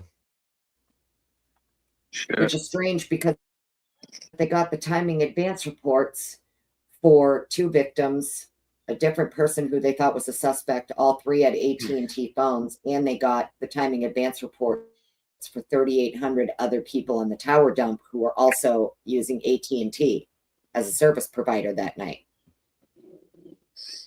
Gotcha. I don't know how you couldn't get his in November or December of 2022 if you got the victims and 3,800 other people's. Right. That's a state. They're all backwards. That's why if we tried to role play right now, I wouldn't know where to go in my opening. Mm. Well, that's what I mean. I don't know. I'm looking at it right here. It's clear as day. I have to paint him as a monster. As of 2019, AT&T would keep all your shit for minimum 7 years. period. So And then I also found this to go back to if you need to, besides what she's reading. Mhm. Okay. This is the where'd it go here? Let me get back to the top up here. The FBI's internal guide for getting data from AT&T, T-Mobile, and Verizon. It's all in here too, guys. And it's a whole thing. It reads about, gives you all of it. What is it? And it relates the same way. Provider retention periods right here. Okay. Up, if you can see it. I don't know why my computer's doing that. Can you guys still see this on mhm. screen? Yeah. Okay, hold on. Yeah, Let me show you. yeah. Blow it up a little bit bigger for you. There you go. There we go. Well, a little too big there. Hold on. Mhm. Jesus. All right, so where are we at here? AT&T. Dig, I gotta hop down in like a couple minutes to go get the kiddo off the bus. All right. I appreciate you having me up. Yeah, anytime, bud. You know that door's always open. So this is as of March 2019. Okay, so we know what they were referring to. Call detail record 7 years, 1220. Oh, that's cricket. So yeah, that's it. We're looking for AT&T left-hand column. Right here, straight up and down. Everything says 7 years, but then it says SMS content app 90 days. Right. No AT&T message app 90 days, 10%. I don't know what the hell that means, but cell site data is 7 years. Well, shit, it doesn't relate to it then. That's unless Slide they never also shows updated that it. AT&T retains cloud storage interweb browsing data for a year. Well, When asked what this detail entails exactly, such a website visited by customers in the AT&T network, AT&T spokesperson. Okay, so yeah, we already read that. That's what the article we were just reading. But go back up to that diagram for a minute, please. Cricket Subscriber. So we have subscriber information. They're going to keep that for 7 years. Call detail record, 7 years. Cell site, 7 years. Yeah. Yeah. SMS tolls. Cell All site. 7 SMS. years, guys. Right. And they went back. This is as of March of 2019. Everything is 7 years, folks. Look at it. Except Yeah, so I don't know. The PCMD retention, no, but Nelos 90 days. Still, it's beyond 7 days, folks, regardless, all of it. Yeah. It's a joke. So where's your lie at now, folks? Thank you again, Nelly. Right. Well, the whole point of trying to argue that it's because it was past the 7 days. All right, buddy. See you, Annie. Bye. Bye, Mama Bear. See you, Chet. Have a good one. Lily. We'll see you soon. See you, Eddie. I didn't know Eddie hopped down, but see you guys. All right. See you, Chet. Go ahead, Annie. Sorry. I don't even, I mean, it's just interesting, huh? Because they were trying to make the argument, oh, well, it was after the 7 days. We couldn't get it. It was after the 7 days. The 7 days aren't even relevant because the fact of the matter is the FBI, if they want your timing advance report, they can get it anytime they want. Yep. That's the FBI. And Judge Hypocrite, all he could say was, well, about what Cy said was, well, he forgot about the 7 days. He keeps saying that's all he went to. Well, you're wrong, hypocrite. Yeah. Sorry. I don't like him. That's Where's Eddie? I think he fell out. He does that from time to time with his phone. Oh, that sucks. It's okay. So he'll be able to pop back in. It Well, does pretty wild, the PCMD column. Yeah, right there, Nelly. That's what I looked at. It says no, but Nelos for 90 days. It's still more than 7 days though. Right. And no matter what. Yeah, no matter what. Well, see, the thing is too, is I can already see what the rebuttal to this is going to be. The rebuttal to this is going to be, well, that's from 2019. And? So we're in 2025. We don't know if AT&T has changed their policies on their retention since then. Why would they go backwards? Though, they keep it pretty private, right? Right, and they wouldn't go backwards. You know what I mean? They're not going to go backwards and make it less time. That's stupid. Here's Eddie. Welcome back, buddy. I can come back up. It's okay. Phone dropped me off, so I figured I'd. No, it's all right. We're about done, Annie. We're going to end here. I just wanted to show this and what Annie was reading and show that there's one more lie, in my opinion, we were told. So, actually, I won't call it a lie. I'll call it an excuse. They probably saw somewhere at some point, I hope to God that they didn't misrepresent it as from 7 days to 7 years. I doubt that, but just saying. I think what they're doing is they're confusing Verizon and AT&T. Verizon has 7 days for certain things. Yes, it does. But I'm not even Wouldn't that- seeing 7 days for like any other carrier. Does it go to the, can I you don't scroll either. to the right to see the other carriers? Are there any of them that say 7 days? No, I don't. Like see on the anything. bottom of your screen, does it go? Oh, okay. So you can't even slide it over No, to the right this to is see it. more providers. Okay. Well, the provider name is at the top here. Verizon US. Right. Sprint. What I was saying is, see how it stops at US Cellular? Oh, I didn't know if you could scroll to the right past US Cellular if there were more columns. Nope, that's it. This Oh, is the okay. whole bracket right here. And again, still like the only thing in here that mentions 7 days is Verizon's their SMS. That's it. Mhm. Everybody else is years. And as far as let's see, Tower Dumps 7 years. Cricket is 12 15 to present, 2 years, 2 years, 18 months, 1 year, 1 year. Cell site data is 1 year, 90 days. Metro says no. T-Mobile says no, and 15 to the present, 7 years for 18. I mean, yeah, Wonder guys, where there's they're nothing getting the there. 7 days from. Unless they misrepresented 7 days and 7 years, Annie. I mean, I've seen dumber things done, but that would be stupid. That's why I think, Dan is saying that's what Ann wants to ask Nick about, Nick Balance. And that was avoided a lot yesterday, too. Yeah, and Cy's the one that invented this. That's true. So, interesting. Well, it's even more interesting because Cy not only specifically gives the name of how the FBI is able to obtain timing advance reports, he names Boyd Jackson specifically. That's their back door. Yes, Boyd Jackson has nothing to do with the Global Legal Demand Center. No, At any time you want, whether it's within 7 days of your crime, 7 days of whatever, the 7 days are irrelevant because if FBI wants your timing advance records anytime they want, they can just go right to Mr. Boyd Jackson, put in that subpoena, and get them. Exactly. They can do what they want. We know that, guys. And when they want, how they want to do it, with who they need to do it with. So that's a fact. And he explains it pretty clear to the judge, I think, that if you obtain the timing advance reports of 2 of the victims and an alternate suspect who also had an AT&T phone, so you obtained the alternate suspect's timing advance report within the first 7 days of the crime, huh? Yeah. Interesting. Yeah, 7 days doesn't make any sense, Dan. I agree. It's just stupid. Who would in their right mind would only hold on to shit that long anyway? You know what I mean? The 7-day argument doesn't hold any water when you realize that if they got these timing advance reports for the victims because it was, before the 7 days were up, then that means they had the alternate suspect in the first 7 days. Interesting. I thought they didn't get Bryan until December 19th. There you go. Bingo. See? And see, the triangulation is different there. Nellos is something else. Triangulation is bog standard. Okay.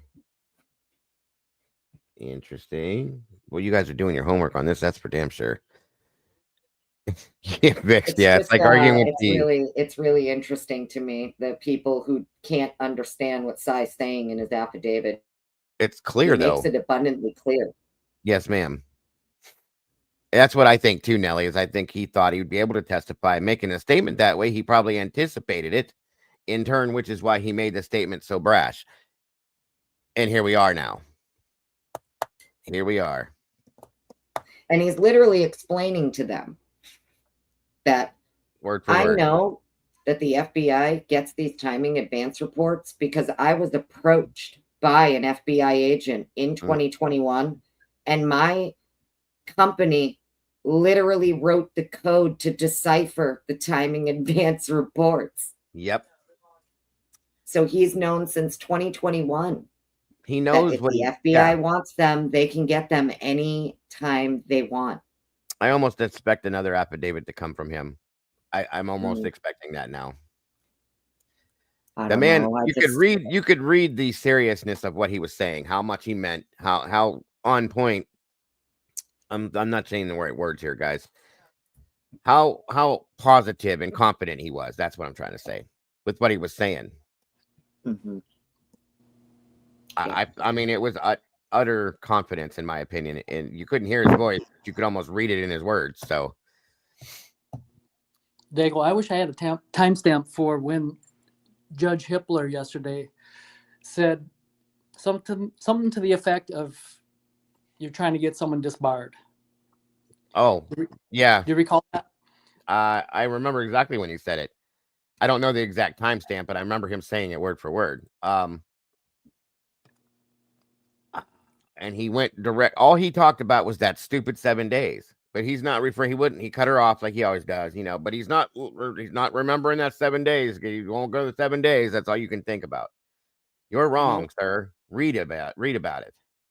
When you examine how guilty people behave, there's unusual defensiveness or aggression. They escalate the reaction unnaturally, explosive anger, accusing others to deflect suspicion. I mean, that's just a tactic, what he did there, right? I mean, no one's trying to get anyone disbarred. The person who tried to get someone disbarred is the woman who acted in such a way to get herself disbarred. Doing it to herself, right? I agree. Well, the way that I look at it too is Cy A was brought on as a consultant. Mhm. B, he was doing it for free. C, He's not gaining usually anything. he doesn't want someone when they need his help on a case with someone's, phone data or whatever. He doesn't want that person to come to them and spill their guts about the case. He just wants you Right. to give him the data. He'll figure it out. Know what I mean? He can tell pretty quickly where there's a problem. And he usually doesn't work with the defense, folks. Remember that. The man always works with the prosecution. This was his first time doing this. First. Yeah, and what I'm getting at is because A, he was only consulting, B, he was doing it for free.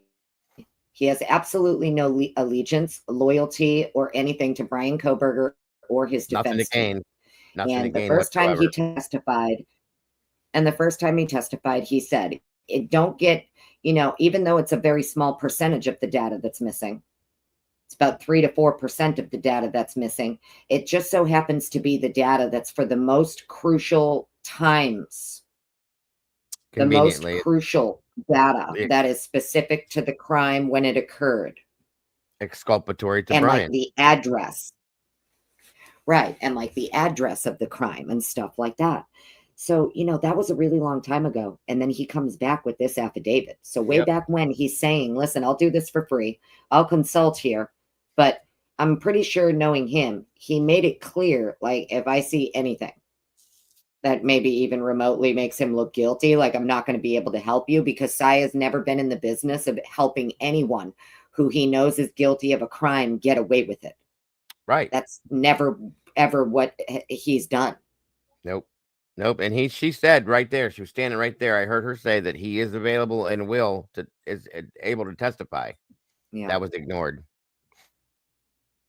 Hold on. Let me see if it's right here. To strike the death penalty regarding the same issue. Principle. And Scott Sunby has an article titled "The True Legacy of Atkins and Roper." Too, but we're moving along at a specific pace, and the expert disclosures, we've talked a lot about that, and those were not adequate. The court told the state to do a better job. We've talked exhaustively about that, but that disrupts the flow of everything that we're doing when that happens. We had worked diligently to get motions filed and to get our other motions that were being heard in January prepared and to meet our expert disclosure. And now, in the time since January 24th, we've had repeated meetings with experts with new information here to find out what it means, new information there to find out what it means. And it just hasn't allowed for enough time to focus on the discovery. And that's not all. We have these motions in limine. We've talked quite a bit about the dollhouse and the issues with the dollhouse. That takes time. Everything like that takes chunks of our time. We don't have all the discovery reviewed. That discovery consists of thousands and thousands and thousands of pages of police reports. I know the court has a little bit of a glimpse of that. The court asked the state to give them Detective Mowry's police reports that he authored. I think it took him 10 days to get them all gathered up to the court. That's one officer. That's just one officer. So it's their signal then. Motor skill issue, and you have no Do we remember exactly where during this that this happened? If it My was in best the- guess, I don't know if it was Miss Massoth or Miss Taylor, but I think it's right about in the middle of the afternoon discussions. Okay. I can't remember About the best exactly. ballpark. I think Ann was the one talking when he did this. Of understanding how their experts would frame the issues in the case, we sought an extension to prevent the state from having our work first so that we could try to respond to what their expert disclosures were with our experts. That wasn't something that was given to us. That was denied. So we filed our expert reports. For us to have a couple of experts that came later when the state has done their job as they've done their job, that is really a hollow way to say they did it so we can too. The state did not comply with Rule 16 or with the court's order, and the court should limit what they're allowed to produce at trial. All right, I'll take that matter under advisement. I want to, I did invite the parties to supplement. It takes time to supplement. I'll look through to see if there's any significant new additions. Well, first, I'll look to see if there's what is given is adequate. Secondly, if there's anything that was provided that wasn't shaping and We're going to want to talk about.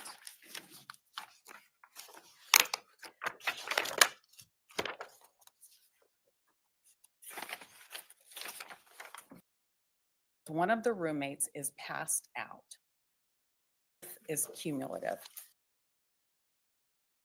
The purpose, or that my friend's telling me that she saw someone in. What's a transcript of the 911 call? Before there's a break in activity, there's not really a break in DM's phone. That is pretty understand it so that we could work with our expert with a model in a case like this. So getting dangerously close to commenting on his right to remain silent. And I would cite the court, the closest case we could find was State versus Haggard. That were initially asked for and no. Without addressing the 7 days that he had that information. Here we go. Submitted his affidavit. Mr. Kohberger was identified. There it is. Sorry, guys. We'll be done after this. All right, An officer of the court. as an officer of the court, I would like to ask Nick Balance that. And here's why. Here's why. The things that I've learned is that the 7 days is on paper. Sometimes they go back further than other days.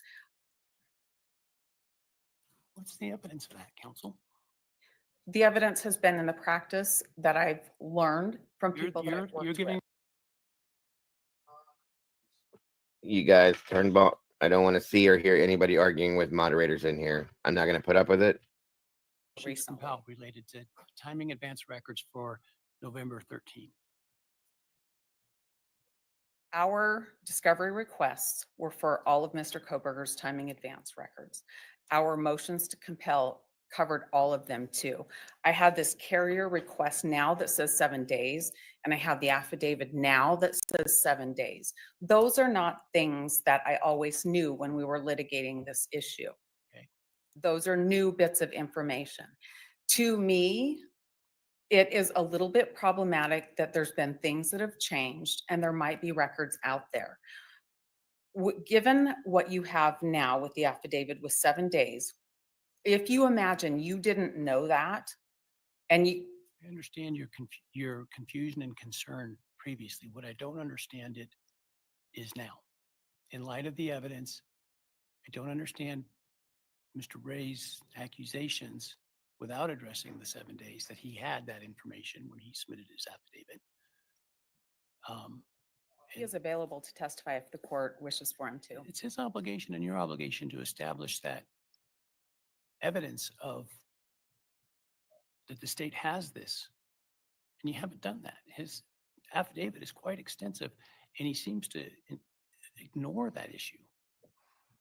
Your Honor, I believe that that issue is touched on with his knowledge that these kinds of records existed a long time before. He said that in a very general way about that without reference to the 7 days, and he supposedly received them from some FBI expert to look at for his company, and then was told not to use them.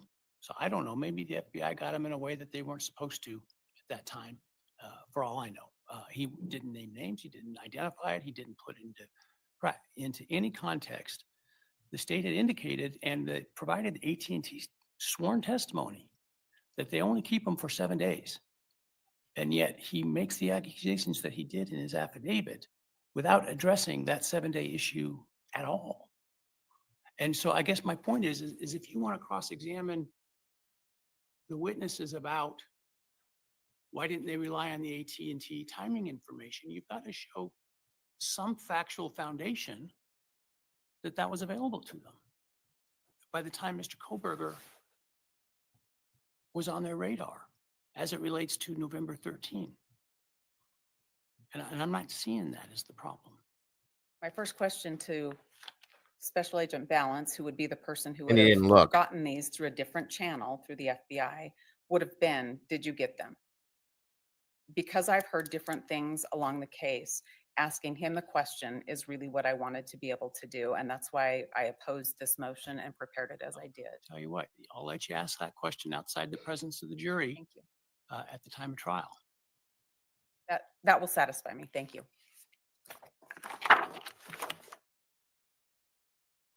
There she is, settling once again. Give him the option to prove it. I'm not upset, but I just for Mr. Ray's information, because he wasn't here the first day I started this trial with you folks. I said, I don't want theatrics. I don't want accusations that aren't supported with evidence about supposed bad conduct of the parties. You're all professionals. I respect you all. And the accusations he made in there are very concerning. The kinds of accusations, if true, that would get people disbarred. And so without any evidence and apparently sidestepping the clear explanation, he makes those. And so that doesn't make me happy.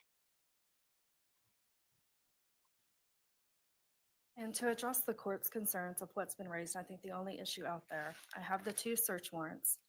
The state asked for the AT&T timing advance records in our search warrants. The state wanted that information from Mr. Kohberger. We did not receive it. I did not receive those records from AT&T. I do not have them. Thank you, Your Honor. Right. There's not been a showing that those records were available, and I think it would be unfairly prejudicial to try to impeach the testimony of the agent that somehow he hid or didn't provide or didn't use records that he didn't have available to him. All right. Well, that's it, folks, right there. Mostly that's the meat of the sandwich there. And Okay. that was it.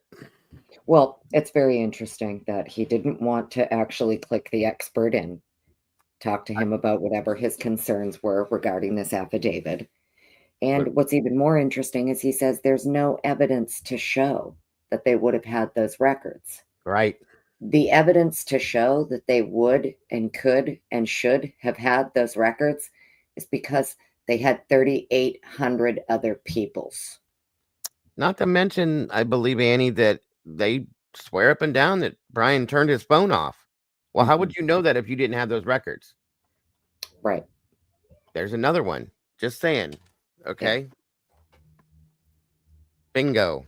And we just so it's very interesting because he can see in the discovery that in fact in November and December, we're talking well after 7 days after the crime. This is in December. They're getting timing advance reports.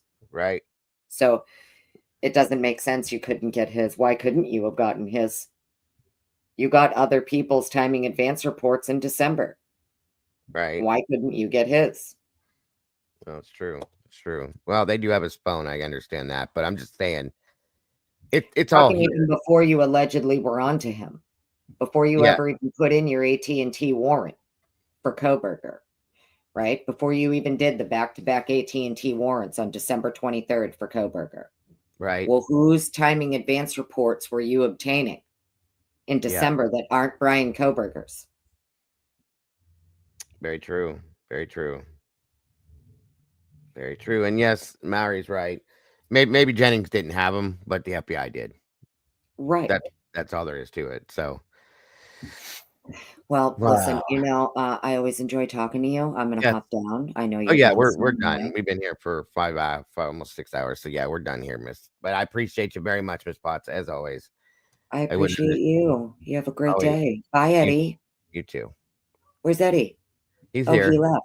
Or no, he dropped off again. Okay. Well, thank you, Oh, Eddie, okay, for being well. up here and joining us. Bye, Always Mama a Bear. pleasure. She might have stepped back for a minute. All right. Thank you so much, Annie. Willie, Eddie, Sarge, anybody that joined us up here today, you are very much appreciated. I know it was a long one, folks. Well, 5:45. It's not too bad. I thought we had a hearing, but this turned out to be way better than a hearing. So it is very much appreciated. We understood. We are understanding a lot more stuff again than we have. In my opinion. But I think the timing advance reports state where the phone is, not whether it's turned off or on. I think you can tell all that though, can't you, Nelly? You should be able to gather all that information, I thought. But I don't know. Today was an amazing, minus myself. It was a power panel as far as I was concerned with everybody that was up here and their um insights and feelings on everything that we've learned and seen. It's just some really, really amazing stuff. Really amazing stuff. So I'm very grateful for it. Again, are you back, Mama Bear? Maybe not. Okay. Very insightful though. Very informative and just it explains a lot in a lot of different ways for a lot of different things, guys. They're not related, Dan says. See, I thought you should be able to gather all of that information via that information, but the phone being turned off was detailed not long ago for the first time, and it. Oh, okay, got you. God, thank you, buddy. Like I said, some of this stuff I don't understand all the time, as much as I read into it and try to. Either way, I think that we have gathered, and we're all pretty much on the same page. That there's a lot of misinformation being produced to us. There's also a lot of suspicious activity, for lack of better terms. I'll leave it at that. And now the answer that we need to get to, or the point that we need to get to, is why. And Annie opened some doors for us today, in my opinion, some doors and some windows to be looking through that are very interesting things. Okay, I'm very, very impressed with that stuff. So we will be finding out. I'm sure there'll be some documents that'll be dropping here soon. We'll be getting, the answers and the orders from the motion. We'll be talking about that. So we'll be back. We will be back here very soon. I think tomorrow, guys, we'll be back here with the morning show for the cold case. Copying a cold case. Mama Bear has a case that we're going to be putting out to you guys. It should be quite interesting for those of you guys that are interested. You should be here for it. It's going to be great. Everybody else in the chat, guys, you are amazing. Thank you all so much for joining us. Wouldn't be here without you. Anybody that donated anything, whether it be memberships, super chats, or stickers, or donated to the PayPal, Cash App, or Venmo, you're amazing. We never ever expected, folks, but we absolutely appreciate every bit of it because it helps to keep me going and doing this stuff with you guys on a daily basis. So don't forget to love yourselves and love each other, folks. Don't change nothing. You guys are the beautiful people, and we will see you very soon, y'all. Take care now. Bye-bye.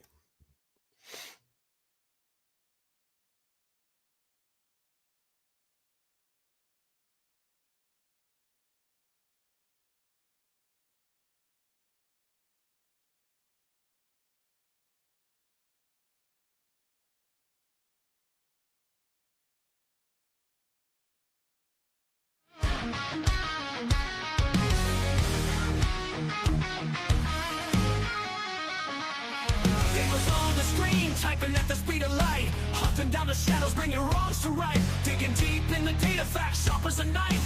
With every single story, he's fighting for a life. A voice for the voiceless, he won't stay quiet. Daniel's got the fire igniting the fight. True crime revelation shining through the night. With every victim story, he pulls at the strings. A hero in the darkness, hear the truth he brings.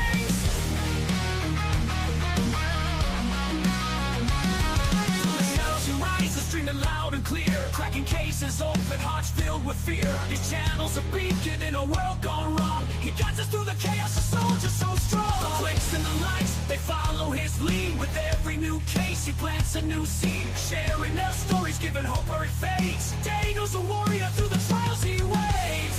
In a world of silence, he shouts out their names. Daniel's got the fire igniting the fight.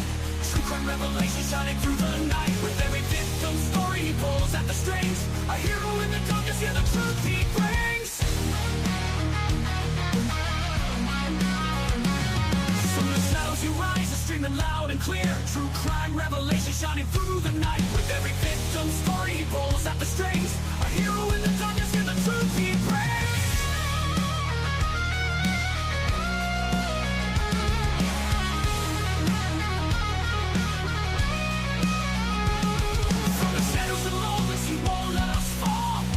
Truth out, answering the call. For every soul forgotten, he's here to stand tall. Daniel the genuine, will always give it his all.